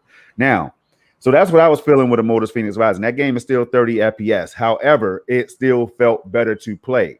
The same with Cyberpunk 2077 when I went over there, and this was on the old CCU. This was the OG CCU, right? That I also believe 100% has gotten an update or performance boost that stealth dropped or whatever as well. I know a lot of people are not highlighting that because Google TV, the new devices are out and all that. But I'm telling y'all, if you have the OG CCU, the original one, go back, give it a try. I mean, everything was more responsive, snappy, and all that. Now, Stadia has already told us. They've told us before in an article, in an interview that myself and MM2K, we covered that, right? Talking about how they were going to implement negative latency and all this stuff. And I mean, so much so, this technology that they have is so amazing that they have already said that they will be able to surpass native hardware. That includes PCs and the world's most powerful consoles, right? When it comes to input latency or the latency that you feel in these games, some people don't know what latency is. But latency, if you're playing a shooter, if you feel like your aiming is just not right and you got to go in there and play with sensitivity settings and all that, that's an example of what could be latency. If your TV does not have game mode, you might be experiencing latency. I'm hearing the new Google TV, Chromecast with Google TV, has a game mode option and all that stuff that you could turn on, right? Yep. Like, it's crazy. Mine is on by default. Yeah, so I think, but they've been settings yesterday. Yeah, but they've been telling us about this negative latency for a long time. Google Stadia has, right? About negative latency, and people laughed about it. I remember people chuckling about that and talking about negative latency. Yeah, right. What is that gonna be? Then they had jokes and all that, right? But man, when I tell you that I've already been experiencing Stadia, feeling really good for a long time, and now when I went back to the OG CCU, it felt even more responsive than ever before. Right. That's just what I think. They told us about it, so I had to go with that, man. Negative latency is what's going to get us there to the point where it feels better than native hardware gaming. Yeah, you know, that whole negative latency thing. When people, man, I remember when that came out, and people just took that so out of context and just ran with that. Yeah, man. Like, God, did y'all really actually just read what they said about that? You know, but no, people don't. And that goes, you know, I'm about to get in my back for a second. Y'all gonna have to just deal with it. I don't care. What, you know, there's things happening like within the greater Stadia community that I'm just not on board with, and you know, getting kind of tired of. And it's people that are out here offering opposition masquerading as support. That's just something I've been trying to consistently say, right? Because you gotta you know, categorize this thing, right?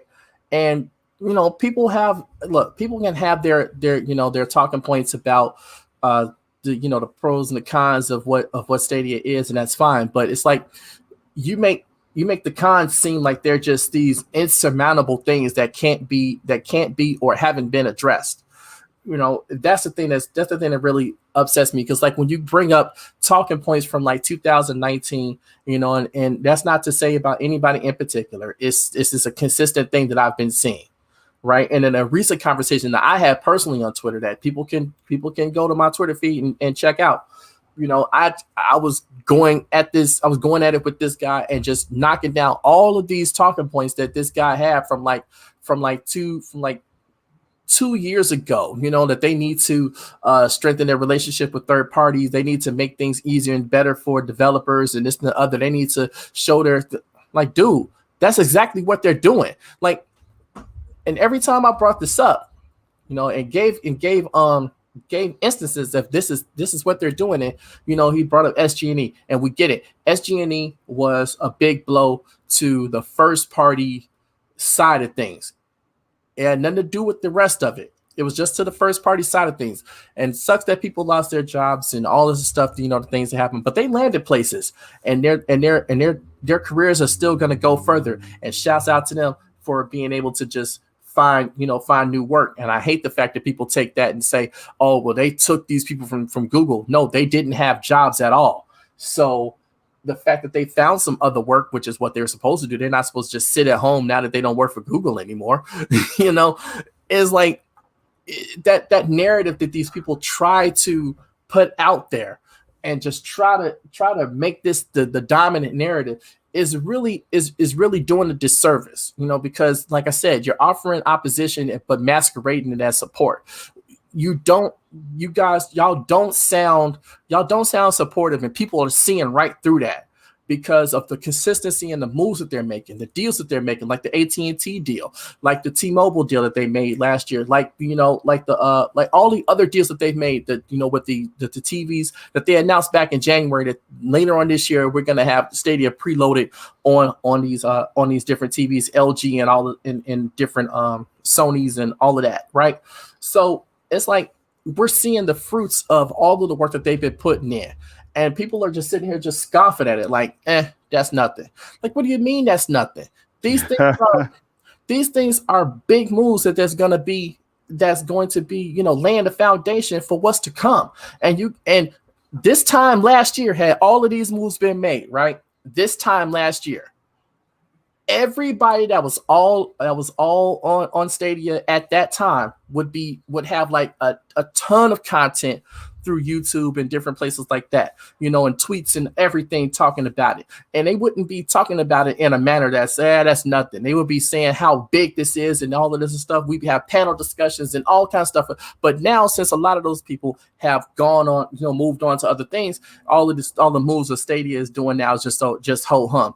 And they want to stick to these old talking points that just don't make any sense anymore. Because if you actually do like a modicum of research, you'll see that these things are basically old, tired, and debunked, and need to be buried, in the Google graveyard that everybody else likes to talk about. Yeah. I'm just saying, man, this is just, it's been a source of frustration. And now people are coming into, other places and trying to push this narrative. And it's happened here. It's happened to you guys on, SSC. It's happened in other places, that I've seen, through Twitter, through Discord, through Reddit, and through other places, the places that I've seen, Stadia talking happen, the same thing. People keep pushing the same talking points. It's like, dude, y'all need to upgrade the talking points, okay? Because there's stuff that's, in 2021 that you could be critical about, right?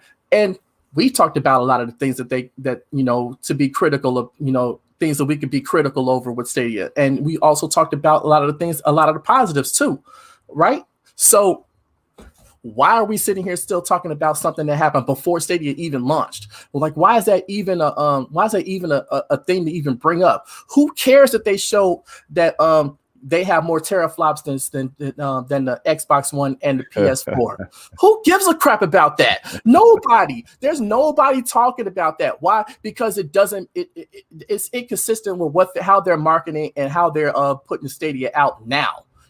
Almost 2 years later, 2 years on the calendar, but almost 2 years into Stadia's lifespan, and that's the thing that's the source of frustration that I have with this, because it's like you have to sit here and keep debunking these same old talking points. It's like y'all need to just really move on and get some new material, because if you keep telling the same jokes, it's not as funny the first time as the first time they heard it.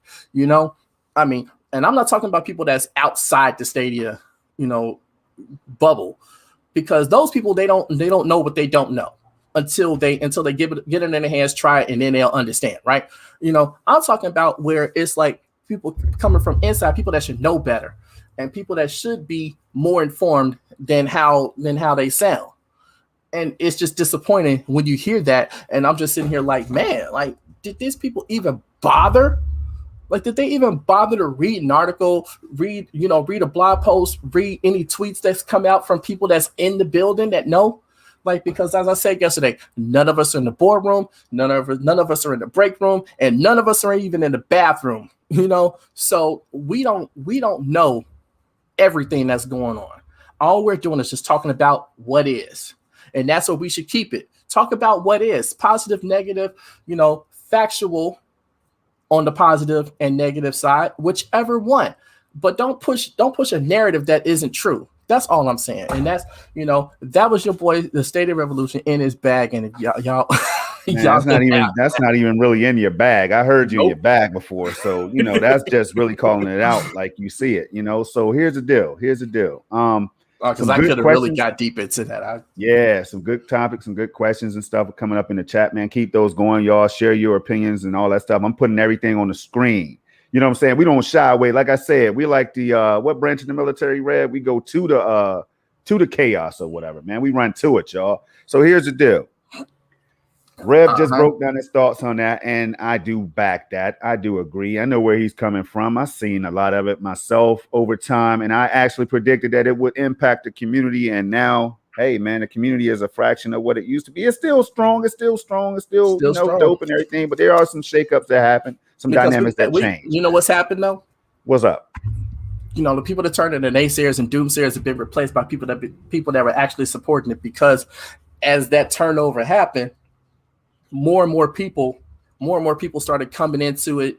You know, they either decided to make content or they just decided they were players and they just want to talk about it on Twitter or Reddit or wherever. But there are more and more people that replace the doomsayers. So, you know, that in itself should give people hope, you know, that the community is still going strong. We may not be as, you know, tight knit as it was like say this time last year. And wait, you know what? I got one more thing. I'm sorry. I have a thing too. Save me some time. Because Rogers just said something about GFN's blades. That just made me think about where was GFN? What was GFN doing this time last year? Shout out to GFN. It's a great service. It's a great option for PC players. I want to say that before I say this because I don't want people to accuse me of hating on them, because I'm not. I'm just speaking of fact. Where was GFN? What was GFN doing this time last year? Do you remember? In beta? I don't know. No. They had just came out of beta in February of last year. Remember, they just came out of beta. But what were they doing? Hey man, I just remember some games being pulled from the service and all that. Hey, they were trying to get members to sign up. I don't know, Reb. Hit us with it. I have no idea where you're going, but I bet I know. They were in panic mode because many major publishers from March to about May, June sometime were pulling major games off of GFN because why? Right. Because they but what was GFN doing? They were panicking and they had to figure out a way to get them back. So what did they do? They came up with the opt-in version, clause option for, you know, developers to have their games on the platform, which, you know, because they went live, you know, for having people pay for the service without the deal for that thing to be in place with these publishers. You're like, hey, if you're gonna be charging people, we need a cut of that. And they went live without that cut, right? So, you know, without that being worked out with a lot of these major developers, you know, a lot of them came back, which is great. Some of them didn't, you know? So it's like, now to this day, there has not been a game pulled off of Stadia. Even that Terraria game where the dude that owns it, you know, got mad because because he lost access to his YouTube account, but he never actually pulled the game because he signed a deal and he had to put the game out there, you know. But they worked it out and everything is all good. Now, that event happened like for like a 3-month period of we just hearing announcements of these people pull their games off GFN, these people pull their games off GFN, right? And these were major publishers. Let that have happened to Stadia, even then, right? We'd still be hearing about that to this day. Do people even talk about that anymore for GFN? Nope. It wasn't even a story then, you know, within the Stadia community, you know, it wasn't even a story then. People just like, oh man, that's bad. Anyway, Stadia has to do this. Stadia has to do that. Wait a minute, hold on. But they ain't losing no games though. You know, they ain't losing games. And like I said, shout out to GFN. I'm glad that they were able to get that all worked out because that was kind of bad. And I felt bad for the players that used it. They didn't have that cloud option for their games. I mean, they can still play them on Steam or wherever they play them at, or on their local PCs or whatever. But still, man, that was still bad to lose access through that service. And, you know, glad they was able to get that thing worked out. But man, come on. Had that happened to Stadia, we'd still be talking about that. Yeah, well, we know why Stadia is most infamous, man. We know why they're most hated. I mean, it's great to be hated so much. You know what I'm saying? That means you're doing something right. That means you got the coolest cars, the girls, all that. You know what I'm saying? You got something to say. Some people are jealous about something there for them to act the way they're acting right now. I want to get back to Mike, man, because Mike asked something. I don't know if he understood exactly what you were saying. He didn't understand the Hold on. context of what you're talking Let me break about. it down because I was going to go into this. I was going to go into this anyway. But Mike says, when you say the community is smaller, do you think the player base has massively increased? Though no one knows how large the Stadia player base actually is, do they? Now, what I think what Rev was referring to was like, first of all, when we say the community, we all have to look at it like we're a fraction of the overall Stadia community. See, this is just one sector of the Stadia community, but we just use that word community, I think, at times loosely because the community is much more massive than what we are. Now, I'm not saying it's in comparison to Xbox, PlayStation, and all that, right? Got to clarify. But what I'm saying is we are one group of individuals in our sector of the overall community. So I want to put that out there so that people understand that part, right? But if you look outside of this, you can look at how many people are on Reddit and other places, man. Just check that out. See how many people are out there playing Stadia. See how many followers they have, how many views the videos are getting on YouTube and all that stuff, right? Yep. But here's the deal. Like the numbers, see, people keep down that, and this is the thing that gets me sometimes because people are stuck on the number side of thing when it comes to Stadia, man. But they're not really worrying about the numbers every month for xCloud and all that, for example, right? They just talk about the great moves that xCloud is making. They don't care about the numbers. They sweep everything under the rug when it comes to that. Like at one point when they were saying that Xbox is not profitable, that includes xCloud. Like nobody's really going to bring that up. That's Reb. That's what Reb is kind of like the area he's going into. See, there's negatives about all these services, right? But you're not going to hear people come out there and harp on those things, right? Now check this out. That's what I'm talking about. It's a fact.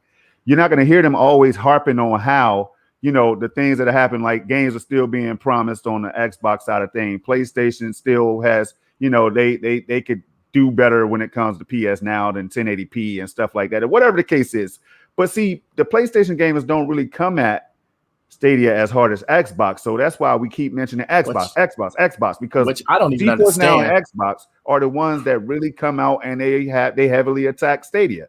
This can be proven by going on social media, on Twitter alone. You can see this happening, so we're not making it up. You know what I mean? Right. And you know, so it gets to a point where it's kind of like, seriously, y'all, like some things you ignore, right? But then it comes to a point where it's right in your backyard, and then you say, "Wait a minute, man, we're gonna let this fool come in our backyard and say." Our backyard is Stadia gamers, consumers, or whatever, right? And this is why it sounds like we're in this attack of the fanboy type crap and all that, but that's not it. Nope. What it comes down to is some people be looking dumb out there, and I'm just gonna say the word dumb. They be looking dumb. That don't mean they're dumb, right?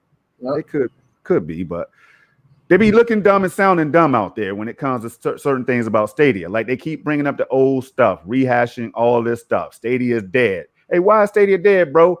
Cause SG&E closed. They don't have no exclusive games. Where's GFN's exclusive games? Wait. Do they need exclusive games when GFN don't really have exclusive games? Does GFN need exclusive games to survive? Like, does xCloud need those exclusive games like Starfield and Gears 6 and all that right now to survive? No, but they're going to say Xbox has been around for a long time. Hold on, Rev. Xbox has been around for decades. Well, shouldn't that help our point that Rev and I are trying to make right now? That Stadia has only been around for less than 2 years.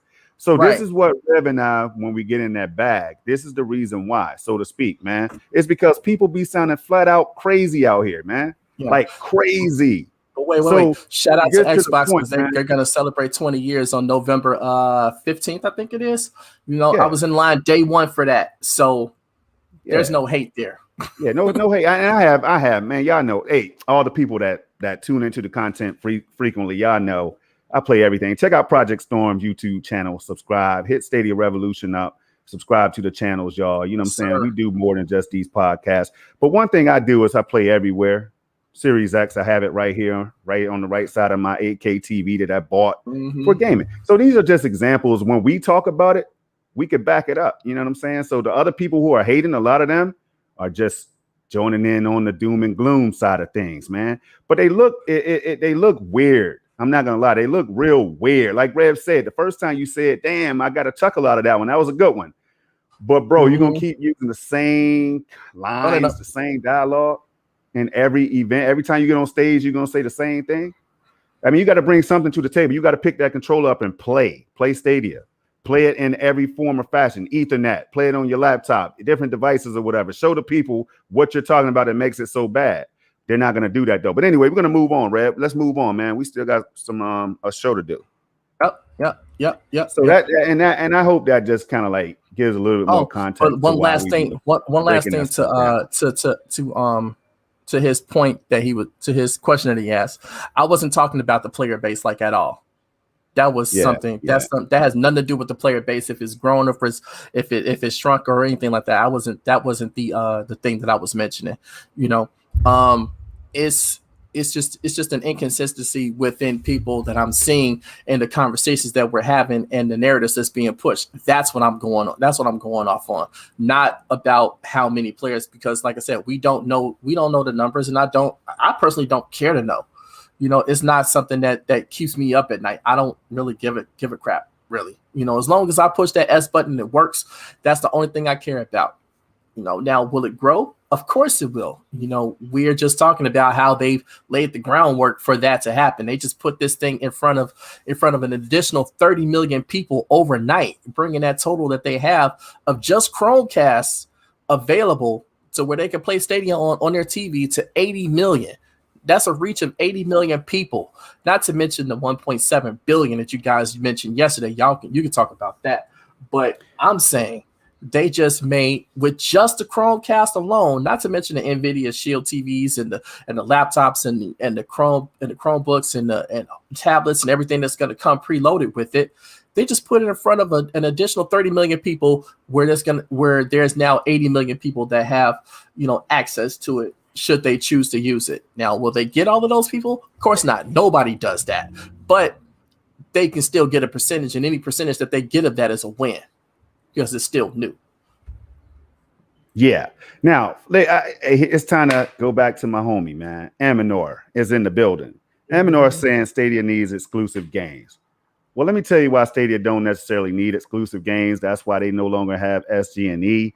Now, there's some games out there, y'all, and I want y'all to listen, right? There's some games out there that sells 4 or 5 times more copies than the very best exclusive games that we know on any console, right? Mm-hmm.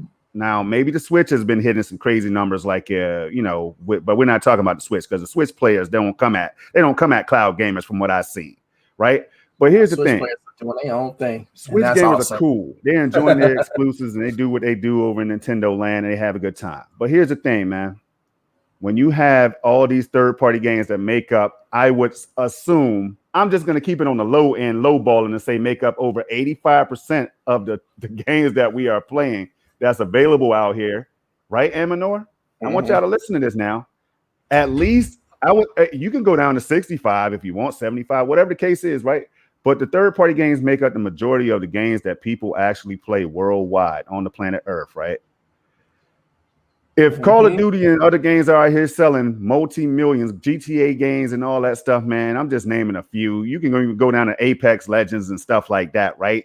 These are multiplayer games, man. They're selling more than The Last of Us 2 and more than Halo Infinite will sell, even though it's on PCs right now.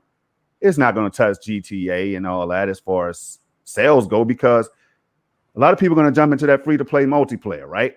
So, man, when you come into a discussion, you got to break down all these points. You have to break all this stuff down, man. Stadia don't need exclusive games. It's over and done right there, because all these games like Resident Evil and Cyberpunk and whatever, I'm just saying, I'm naming some of the worst that's considered sales and the best that's in the sales category, right? I gave you Call of Duties. I gave you the Cyberpunks and all that. They didn't do as well as they thought, but they're still third-party games. Stadia has Resident Evil, Cyberpunk, others that's coming to the platform, Far Cry 6 and others, right? So as long as they keep getting all those, and sometimes before other places get these games, wouldn't they be okay? Like, do they absolutely need exclusive games to sell a box? Hold on, mate. Wait. Does Stadia need to sell a $500 or a $400 or a $300 or a $200 console? Nope. Now, hold on, Red. I ain't done. I just want them to think about this. Aminor and the haters, man. The Stadia, and I love Aminor now. Y'all know that. But does Stadia really need to do that, y'all? I mean, I'm just asking now. I'm asking for good reason. Does Stadia really need to have exclusive games when the majority of the industry are third-party games? Right. That has millions of people playing them. Billions when you look at the combination of all those third-party games, man. I really have to break this down because, Rev, I get tired of hearing it, man. So I have to break down my logic to see if it makes sense to the haters and the naysayers, man. Yeah. Does Stadia really need that guilt game or whatever to remain exclusive on Stadia and sell 500,000 copies or 1 million or just let's bump it up 5 million copies when games out there are swarming that game, like surpassing that by like sometimes tenfold. Like seriously, y'all, come on, where's the logic at in that right there now? The only reason we would have loved to have seen a Stadia native game, is because we would love to see Stadia break the barrier and do something like 1,000-player battle royale. But guess what? The technology still exists for other publishers and devs to do that if they choose. They can pay somebody else to make that happen. And one day, save themselves a ton of money. Right, but Red, one day after all of this is said and done, say Stadia is around, like I believe it will be 5 to 10 years from now, right? For good reason, based on the moves that's being made, the facts, how they're slowly rolling out the infrastructure to take over the damn world.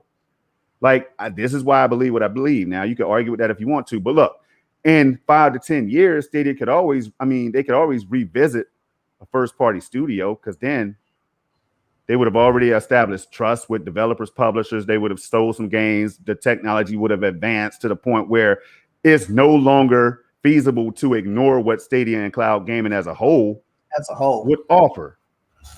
Can y'all see this logic, man? I don't know, man. Sometimes I have to break down some logic or whatever. But let's go. Let me highlight this chat. Yeah. All I know is while you highlighting the chat, all I know is that just in general, cloud gaming's reach is gonna be exponentially growing over the next 5 years, and that's evidenced by the fact that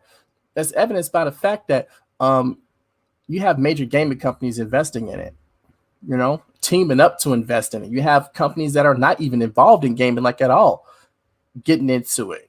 You have hotel chains getting into it. You have all these different things that are happening in the realm of cloud gaming that is consistent with what we're seeing as far as growth. So while people are sitting here still saying, "Oh, well, I don't have any confidence in Stadia," and I've seen a lot of people say this, but like I said, their talking points are outdated for the reasoning why they're saying this, because everything that they've said has already been disproven. And with the consistent moves that they're doing and coming up, it doesn't jive with the narratives that they're pushing. But I've seen people say they don't have, they need to do more to ensure consumer confidence. Like, what else do they need to do? When they told us that they were closing SG&E, what did they say? They're going to reuse those assets to what? Strengthen relationships with their partners and third-party developers and publishers and stuff like that. Is that not saying that they're still backing it? Let me go to the next banner because these banners right on point. Go ahead, keep on talking though. Yep. These banners. So it's like they're doing that. So why are we still talking about what they need to do? How about we look at what they are doing and then talk about that? And if you have some not so glowing views about that, that's fine, because that's your prerogative, and you're not we can't begrudge you your opinion, but at least have it up to date. We can't keep talking about stuff that happened before the launch, and we can't keep talking about the launch itself. We are at the third major platform milestone for Stadia. The first one was the launch itself. The second one was the opening of the free tier, and then this platform, milestone was getting it onto the Chrome, getting onto the Google TV, and getting in front of more people. So this is all stages in the life cycle, and they're going to be showing at the developer summit that they're having next month. They're going to be showing this at the Developer Summit next month. That, what is that what's that in I like think it's on the 15? 12th or something around No, that I'm time. saying it's like 15 days or so, 15, Yeah. 16 days or so. Yeah. They're going to be showing developers, and we're going to get to see it. But there's going to be a Stadia keynote, and they're going to be talking about how they're developing, and strengthening relationships and doing and building tools to make bringing games over to Stadia even easier. They're also talking about, incentives that's, to bring their games over to Stadia. So this is, and plus that's not even including the, what we know from Jack Buser, what he said with the 400 games by 200 developers over the next 2 years. We're not even talking about that, right? That's not even talking about that. This is talking about just the basic groundwork foundation of what they're building post SG&E, right? So if people aren't convinced with, Google and Stadia being prominently featured in the Google store, with the deals that they've made with other companies, and they're also working with broadband companies to make, game streaming even better. This is the work that they're doing. Like they're working with the broadband companies, like I said, to make streaming better, to optimize their bandwidth for Stadia, right? AV1 codec upcoming, all that. AV1 codec still's coming up. They're also, again, working with game developers and partnering with them in order to help build tools in order to help bring games over to the platform. I mean, people are just ignoring this, and I don't understand why. I don't understand why. It's like, this stuff comes out, and it's just like, so what? I know but why. If and I don't even know nothing about Phil Spencer like that. But if Phil Spencer ties his shoelaces differently on Tuesday than he did on Monday, it's articles talking about how he's innovating Xbox and all this. It's like, come on, man, let's have some consistency, And a lot of these people that walked away and are now promoting other platforms, but still trying to say that they're supporting Stadia, they're not even talking about these things, They're not talking about the stuff at all. It's like, some of them may have me muted or whatever, or some have me blocked. I know a lot of them have me blocked, and that's cool. But, I'm just saying, I don't see it. I don't see, screenshots of it. I don't see, their podcasts or anything about it. They're doing work, and they're helping to make gaming better, period. Let me read something when you're done. Go for it right now. Do it. On the screen is the Stadia keynote that we're talking about, because we not on the screen yet. Oh, it's not on the screen. It's not sharing. I hit share. What is going on? Hold on. Share. I hit share. Okay, hold on 1 second. My bad, y'all. Boom. On the screen. Let me go back to it now. Where the hell is it? Oh, right here. Okay. Yeah. On the screen is the Stadia keynote. Okay. Now I was highlighting, but you all didn't see it. There's going to be a whole lot. Like, for all of you people that's interested in all this stuff, you got to go to the website, check it out. You know what I mean? Just type in Google for Games Developer Summit, and check out all of the stuff that's going to be discussed at this event. They have time slotted and everything for certain sections. So Stadia keynote will be right here, 12 p.m. Eastern. All right. To 12:15. So that's a 15-minute block that they're going to be talking about. I know that seems short, right? But they have a whole list of other things that they're going to be talking about. So they're going to be squeezing Stadia in. But it says, come here, the latest and greatest from one of the Stadia's business development leads. You learn about new offerings for all Stadia partners and how the Stadia team is working to make it easier to bring games to the platform while delivering. Wait a minute, let me read that one more time, man. Because some people said, Emanor keeps saying Stadia don't have no games and all that. Now, Stadia don't have Ratchet and Clank. No. Stadia doesn't have Halo Infinite. No. But Stadia has those third-party games coming. They already have them, and they have more coming. They have these indies and stuff coming and all that, right? That's going to make this bolster this library.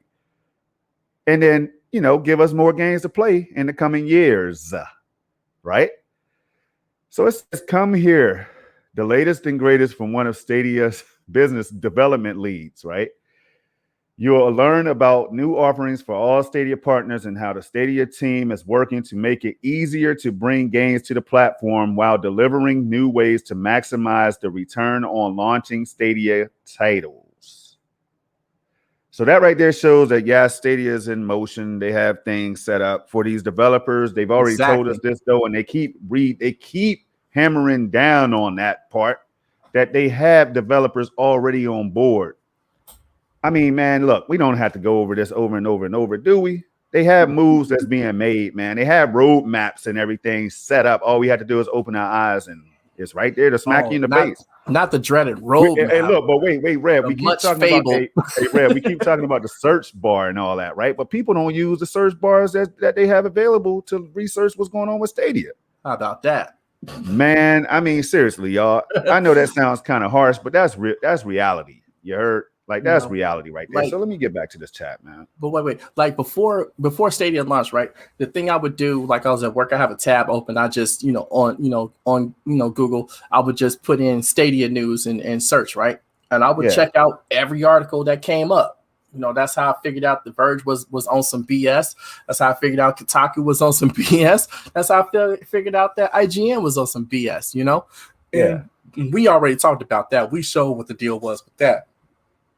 So my thing is like, because I have seen people ask me on Reddit, like, do I really think that the gaming media has it out for Stadia? I'm like, yeah, and I gave examples why, and this has been a consistent thing for almost 2 years now. So, well, I mean, actually 2 years, because they started like soon as Stadia started taking pre-orders, they were on it. But I'm just saying, man, it's like, we these moves that they're making and things that they're doing, like you just highlighted it. I mean, doesn't that show you that the work is being done? Like right now, they're just gonna talk about what they're doing. Man, they're gonna talk about some of the stuff they're doing. I mean, a fraction of it. There's some other stuff they don't want to tell the competition. You know what I'm saying? But Mike said, man, Mike is talking my language when he's asking about upgrades and ray tracing and all that stuff. Now, I could tell you this right here. There will be a time when they announce that. I mean, the AMD thing. There will be a Rev. You're still in my thunder. I'm sorry. You're still in my thunder, Rev. I'm sorry. I don't know how many times I got to deal with this per show, man. Now, hey, Rev, you know how we do it. We're going to talk some trash, y'all. If you're not talking trash, man, the chat's talking their trash. We're going to talk ours too. But here's the deal, right? Mike asked a hell of a question, and this gets me all giddy and everything. Now, AMD Fidelity, man, Bibbidi Bop's in the damn house. Hold up, man. Bibbidi Bop is right on cue. AMD Fidelity FX Super Resolution, better known as FSR. FSR is AMD's answers to or equivalent to DLSS that's owned by NVIDIA. And what that does is gives you better performance in games on hardware that already exists. So this has already been announced. I can see them integrating that right now, today, like working on that. I mean, behind the scenes, like saying, yo, we got to get this up and running, man. It's almost upgrade time. xCloud is over there. We see them in action. We know that they already told us they're going to put those those Series X's and S's in the server blades. But we have already been on record saying that we're not worried about that. That's what Stadia said. They got in an interview. They were like, man, we're doing something totally different. They don't even have xCloud and Xbox's technology on their radar, it seemed, in that interview with Rich Ledbetter. Right. In that interview with Rich Ledbetter, they dismissed the possibility of xCloud overtaking Stadia. Now, some people might say, Storm, that might be a little bit of cap. I got to go read that article. Well, it's out there, y'all. It's out there. Me and MM2K already highlighted it. But check this out. If Stadia hit the market, we just said this early in the show, if they hit the market at 4K up to 4K 60, I had to correct myself. Because they always said up they will come for my neck. 4K 60 is already possible. Native as well. Let's just throw that out there. So certain games can run in native 4K 60. You can't find that anywhere else in the cloud, period, when it comes to the performance. And we didn't even dedicate this whole show. In the cloud. Red, we didn't even dedicate the whole show to performance today. We've been talking about all other kinds of things based on facts and some of the things that we believe or whatever, right? But mostly based on facts. Right. But now let's get into that performance, man. Everybody in the world has been saying, not everybody in the damn world. I hate saying that, right? A lot of people big time publishers and publications and YouTubers and bloggers and everybody, they've been saying, right, all of these people, certain individuals and joggers too, and joggers and we smoggers and all that, man. So exactly. look, they've been saying how Stadia tech is great. Now, I told y'all that Stadia single-handedly paved the way for us to have this conversation about cloud gaming being here today. You know what I'm saying? I feel strongly that Stadia's technology proved to everybody that cloud gaming is going to be around, Rev. You know, so much so, Rev, that it had to take that heat. It was the gift and the curse. Yep. Google technology, the cloud technology is the reason why Stadia runs so damn well. They have that secret sauce that they told us about in that same article with Rich Ledbetter or whatever. They had this secret technology, this secret sauce and stuff that people just don't have right now. If they had it, believe me, it would be unleashed. Now, the Series X is a powerful beast. So xCloud upgrading to those servers is going to be huge, right? And it's going to be a welcome change. But Rev, until we see that 4K 60, Rev, are we going to keep on talking about hoop dreams, man? Are we going to keep on talking about the what ifs and when it does happen? Now, what if? So because if we go what ifs, what if we go to? What if they upgrade and it goes to it becomes a laggy mess, man? Like a laggy, horrible mess that pisses millions of gamers off. What if that's the case? Then what is the conversation about to be like? Oh, I know what's going to happen, Rev, and you do too. Well, we got to give them time. See, because you got to think about it. Stadia had more time because they launched November 19th, and xCloud didn't have that much time. This is I'm predicting the future right in front of y'all eyes, man. This is what's about to happen. If 4K 60 is not working better than Stadia, I'm not talking about almost like Stadia. If it's not working on par with Stadia or better, you better believe people are going to be complaining about it. Some people are going to act like that's not the case, though. But I'm going to be out here like, yo, remember when y'all was saying that Stadia was trash because, you know what I'm saying, all that? See, I remember things like that, man. And it's all it's a part of fun, but it's also how we counter the craziness that comes our way for us to play. I play on everything, first of all, but I claim that Stadia is the best in the world when it comes to cloud performance and all that stuff. And it is. It can be proven by a number of people, right? So, Rev, I just wanted to throw that out there, man, because see, they still have they're putting things in motion. Xbox and the other competitors out there they're putting things in motion like a streaming stick they're developing and all that stuff to be able to get on par. They say they are. Stadia. But Stadia, as you said, is not sitting around. As somebody in the chat said, they're not sitting stagnant, man. They are working to implement the next generation of Stadia. To know how we know? It's because they told us so, but I'm done. Yeah, but the thing is, like, I heard that Xbox was talking about it and thinking about creating a stick to, dedicated stick for the TV and everything, but they're talking about that. That's going to take years of development to actually make it work, right? Well, they're saying months, though. I read somewhere months, I don't know. Maybe they've already been working on it. Maybe. I don't know. But Stadia's been doing that for almost 2 years. They had it since day one.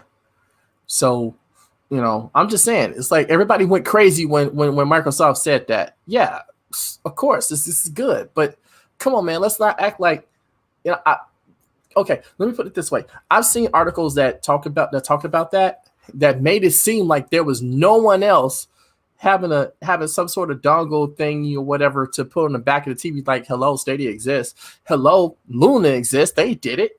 You know what I'm saying? So it's like, how do you act like this is the first time this has ever happened? In one of these articles I was reading, I was just like, God, these people are so misinformed. And, that's the thing I'm talking about. It's like, Stadia has been doing the things that other companies are thinking about doing. They're doing it, and then they just upgraded it. So it's like, come on, man. And speaking of which, did you notice that there was a lot less articles about the move from the CCU to the Chromecast with Google TV and Android TV and NVIDIA Shield and all of that? Did you notice that the gaming media was kind of like, yeah, we're just gonna ignore that? Did you notice that? Yeah, man. That's always crazy. Do. Hey, I shared an article that Junior Thomas, I think, put up. Thanos, yeah. Yeah, Junior Thanos. I said Thomas. That's stupid. No, it looks like Thomas when you first look at it, though. Right, You right. shared it? Yeah, I shared it, so you can All right, pull here that we up. go. This is about the AV1 Oh man, codec. hey man, now you're swimming with the sharks now, Junior. You know what I'm saying? I love it. Let's go. Mm-hmm.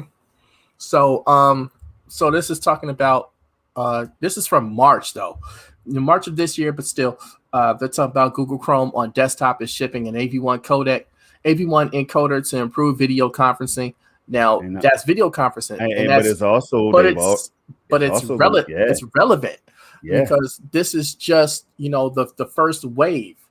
You think if this thing doesn't work for video, you think if this thing works for video conferencing that they're not going to implement it in everything else that they do? It says it right here in the next paragraph. It hints at it right here. For background, AV1 is a royalty-free open source video codec that's largely seen as a replacement for H.264 ABC codec. ABC codec, right? Used by most streaming services, video streaming services, right? Like a Stadia, like a whatever. And Microsoft is on that board, man. They are one of the partners and founders or whatever. Microsoft. I don't know if AMD is one, but I know there's a lot of them. Netflix, other ones out there, Amazon. They're all on that, so they could all take advantage of this. But what I'm saying to y'all is, when Stadia takes advantage of this, they have a chance to stay on top when it comes to the performance crown. You know what I mean? Yeah. And you know what even makes that even more interesting, that they may talk about that during the developer summit. I hope they do. I hope they do. I hope they do, because like I said, they're putting the work in. So we want it, it's good to see that.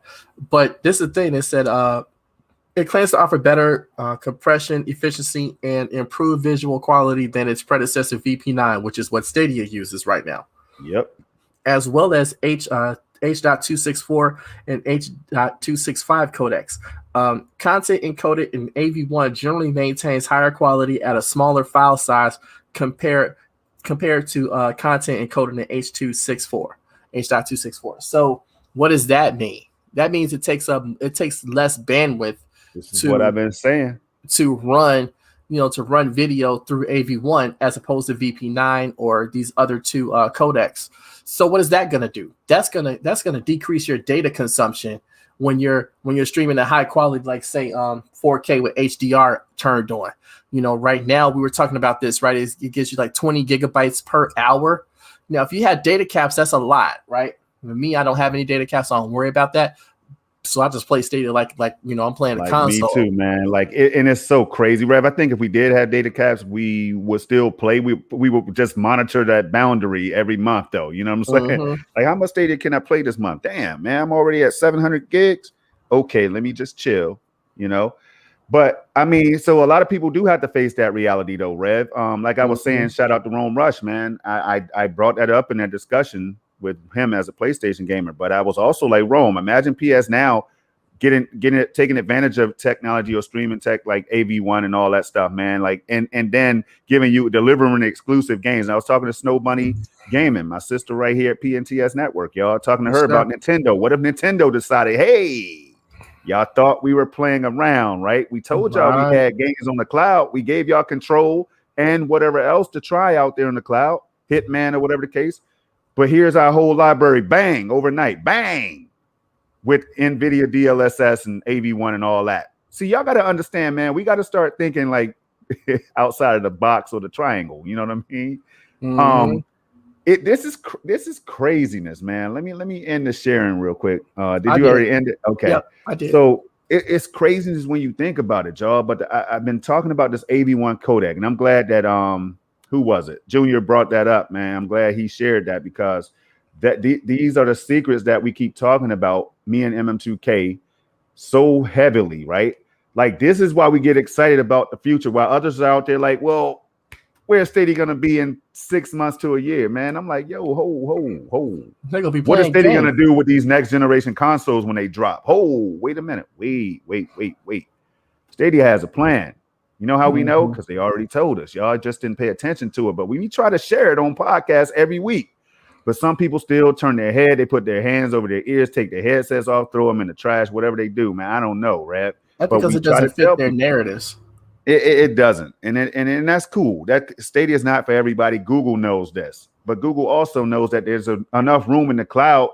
Cloud is infinite. Space is infinite. You know what I'm saying? So Google knows that there's space for everybody. They knew that everybody was going to be jumping in when they came out, when they launched Stadia. They knew that they would have to have a plan to compete if they wanted to, get these consumers to play on Stadia. But what they have is the world's best technology right now. It's been shown until something comes out here. Even the most ardent haters have been saying that. So you're right, but I have to it's a fact. So who knows if any other competitors have this type of technology, y'all? It would have been shown already. And when Stadia is out here at 4K up to 4K 60, who wants to come out at 720p? Now I want y'all to think logically, right? Am I going to come out 720p if I know I have this technology ready to go? I'm not launching at 720p. I'm not launching at 1080p. I'm going to give the people 1440p, 4K for all those people with 4K displays. You know what I mean? Like they Stadia's out here making deals with OLED and LED TV manufacturers and all that stuff, man, to get Stadia natively on these devices, right? I mean, man, they're moving on to other things, man. I don't know, y'all. I know I sound like one of them Stadia boys and stuff, and maybe I am. Maybe I am. But you know what it is? No, maybe I am. You know what it is that we're talking about what's being swept under the rug for the sake of pushing a narrative. That doesn't jive with the facts, and I can't stand that. I hate the fact that this is out there because people gravitate towards negativity more. Well, you can't say you hate it because they're gonna keep on doing it, Rev. If you tell me, and we gonna keep shooting it down every single time. Yes, sir. We got to keep shooting it down every single time, and we're not afraid to. And that's the thing about it. We're not afraid to, man. And it's all it's gaming, right?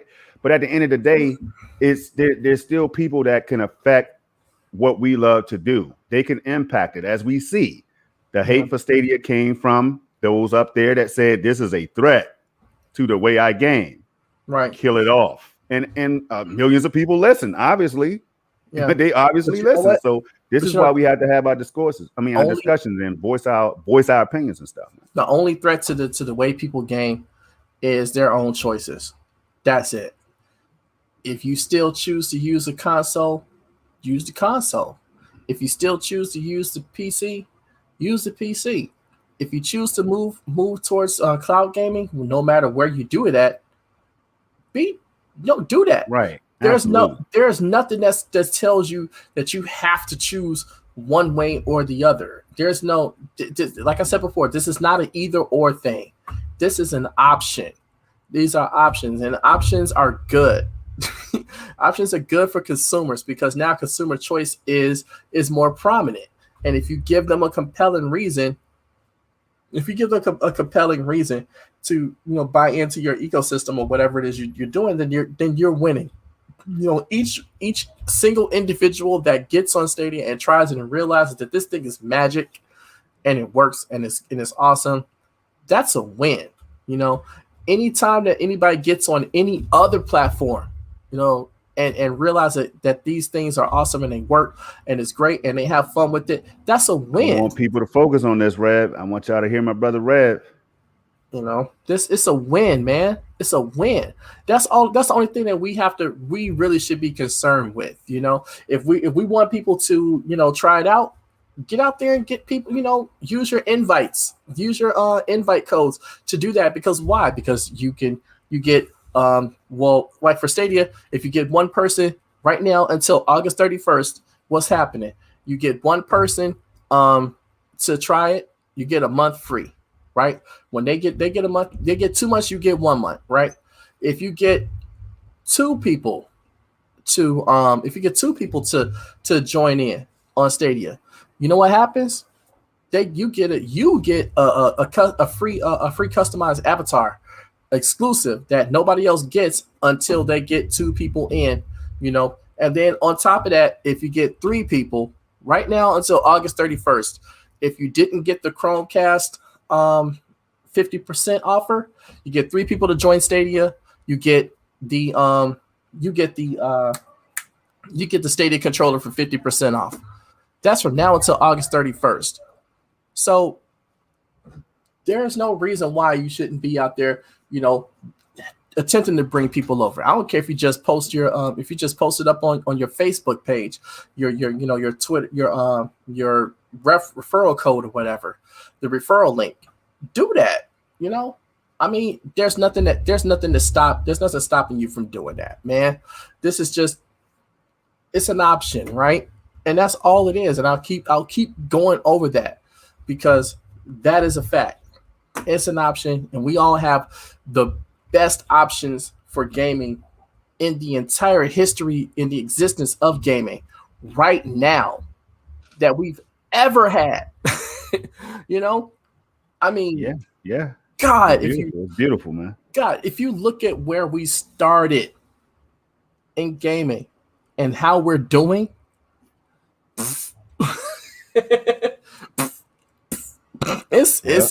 well, we started the show off talking about the future that we used to dream about, man. We're here. We're in that present where it's already been brought to the present, man. So now we got to dream again. Think about cloud gaming in 10 years, man. Like, will we see some of that cloud native technology in action? All I know is every single day we get closer and closer to Ready Player One. We get closer and closer to the Oasis every single day. These companies are not playing. They are working hard to make gaming just the most amazing form of entertainment in the world. And it's been that way for like the last 40, 50 years or so. And the next 50 years are going to be insane.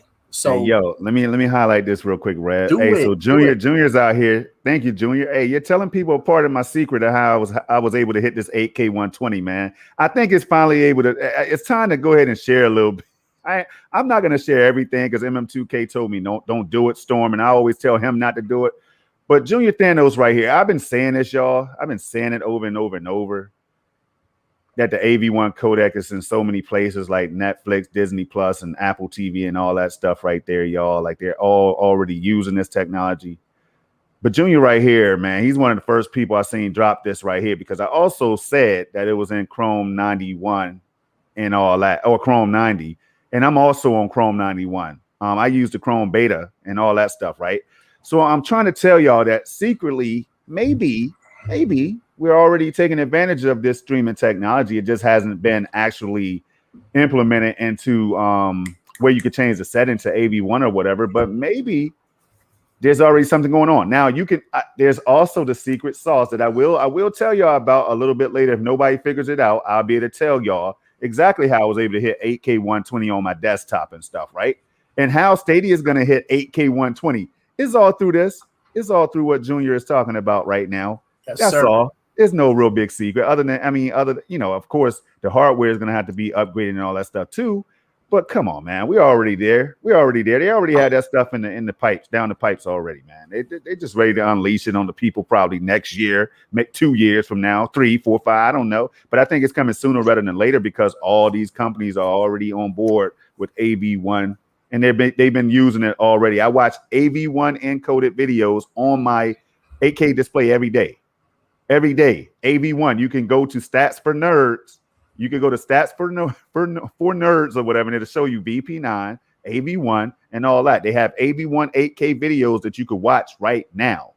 You don't even need an 8K display to do that, y'all. So, man, Project Storm is out here. People be accusing me of capping and all that. I just let it ride sometimes. Sometimes I go back, push back on it, Red. But this is how we're going to get there. I told y'all first. Now, let's go.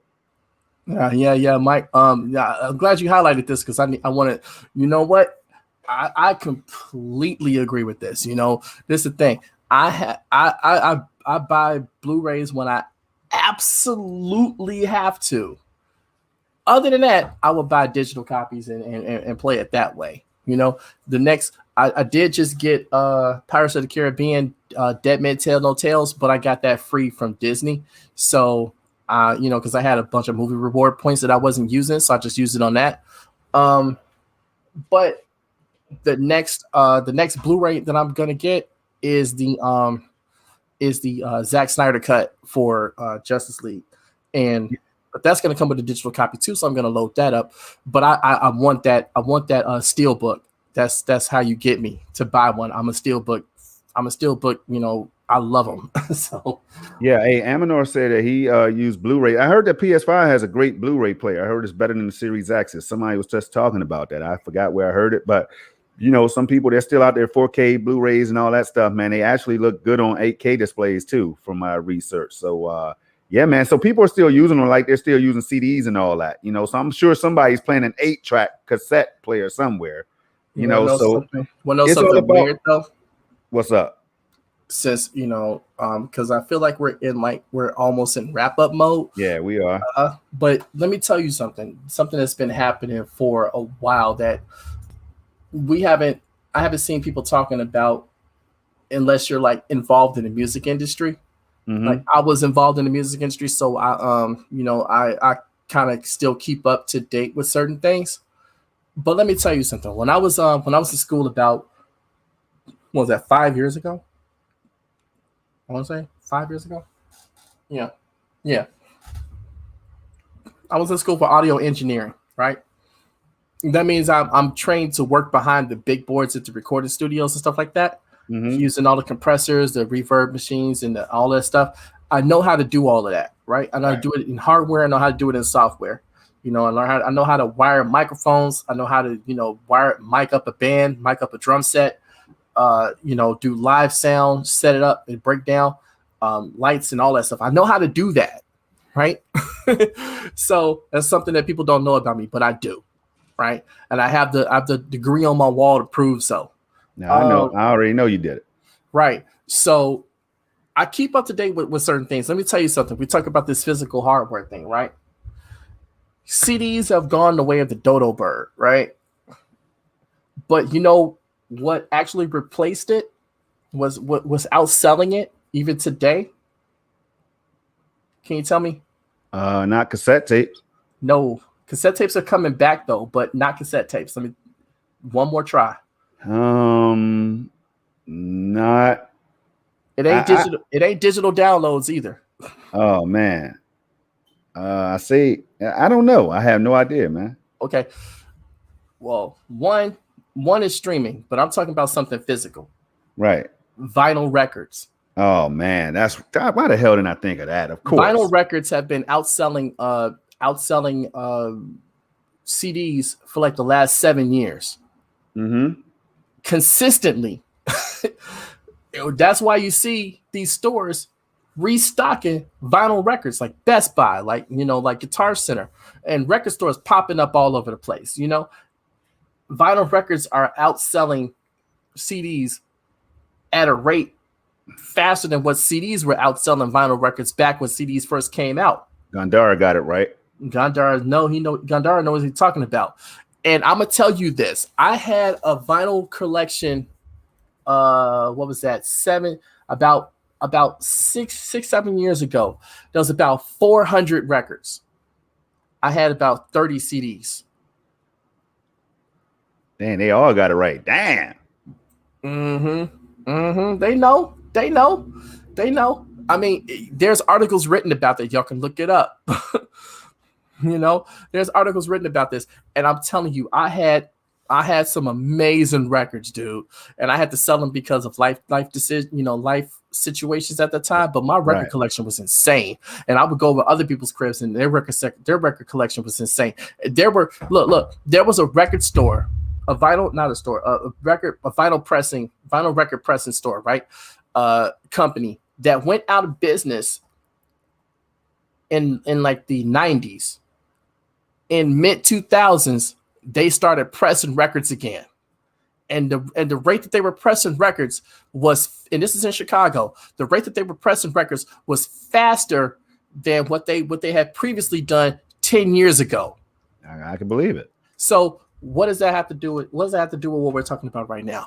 We're talking about the transition of physical versus digital. Most people are getting their games with the physical right now because that's what they're used to. But digital, not just cloud, but digital downloads and stuff like that is a more consistent part of the gaming landscape now. And that is also giving way to cloud, where you don't have to download. You just click and play, which then makes other things seem like, why would I even bother to do that? Yeah, I'm laughing at Roger, bro. I gotta highlight this one for you to share your thoughts, man. Damn. I swear to God, I So I mean, mean, so all of these things relate. You see what I'm saying? All of these yeah, things they relate. do. They cycle and they ebb and they flow. But one thing is consistent. Technology keeps advancing to the point where now if you want to do something that was physical, that want to buy something physical, that's a personal choice now. You're doing that because the main way to do things is streaming, is digital downloads and stuff like that. Like he was saying, how many people are seriously sitting around firing up their DVD players? I mean, I have a DVD player. It never gets any use. Like it's just Not there. right now, but it will. But It it's will. there because I still have some movies that I haven't converted to digital yet, and I can't convert them, so I have to keep the Blu-ray player in order to play them. You know, but like I said, when I get the Snyder cut for Justice League, what you think I'm gonna do? I'm gonna redeem the digital copy in UHD 4K and play that. And that's just gonna be there for my steelbook collection. Come on, man. You see what I'm saying? So you look at that and then you look at what gaming is, it all relates, and this is going to be the way we play games at some point. It's gonna be the way to, not today, not tomorrow, but it's gonna be the main way. It's gonna Yeah. be the main way. And yes, Rainbow Six Siege coming this week. Yeah. We got him with the last couple topics. It's Rainbow Six. We already know that's coming, y'all. I will be on that day one. I hope you all will be too. So look out for some content, definitely at 4K. I'm gonna be streaming the hell out of that one, y'all. And then we got the Instinction conversation. That's just basically what this was about, was the fact that certain we talked about a little bit on SML yesterday with M2K and myself. And we were talking about how people want these games. Bibbidi Bop knows some of you all know what I'm talking about, right?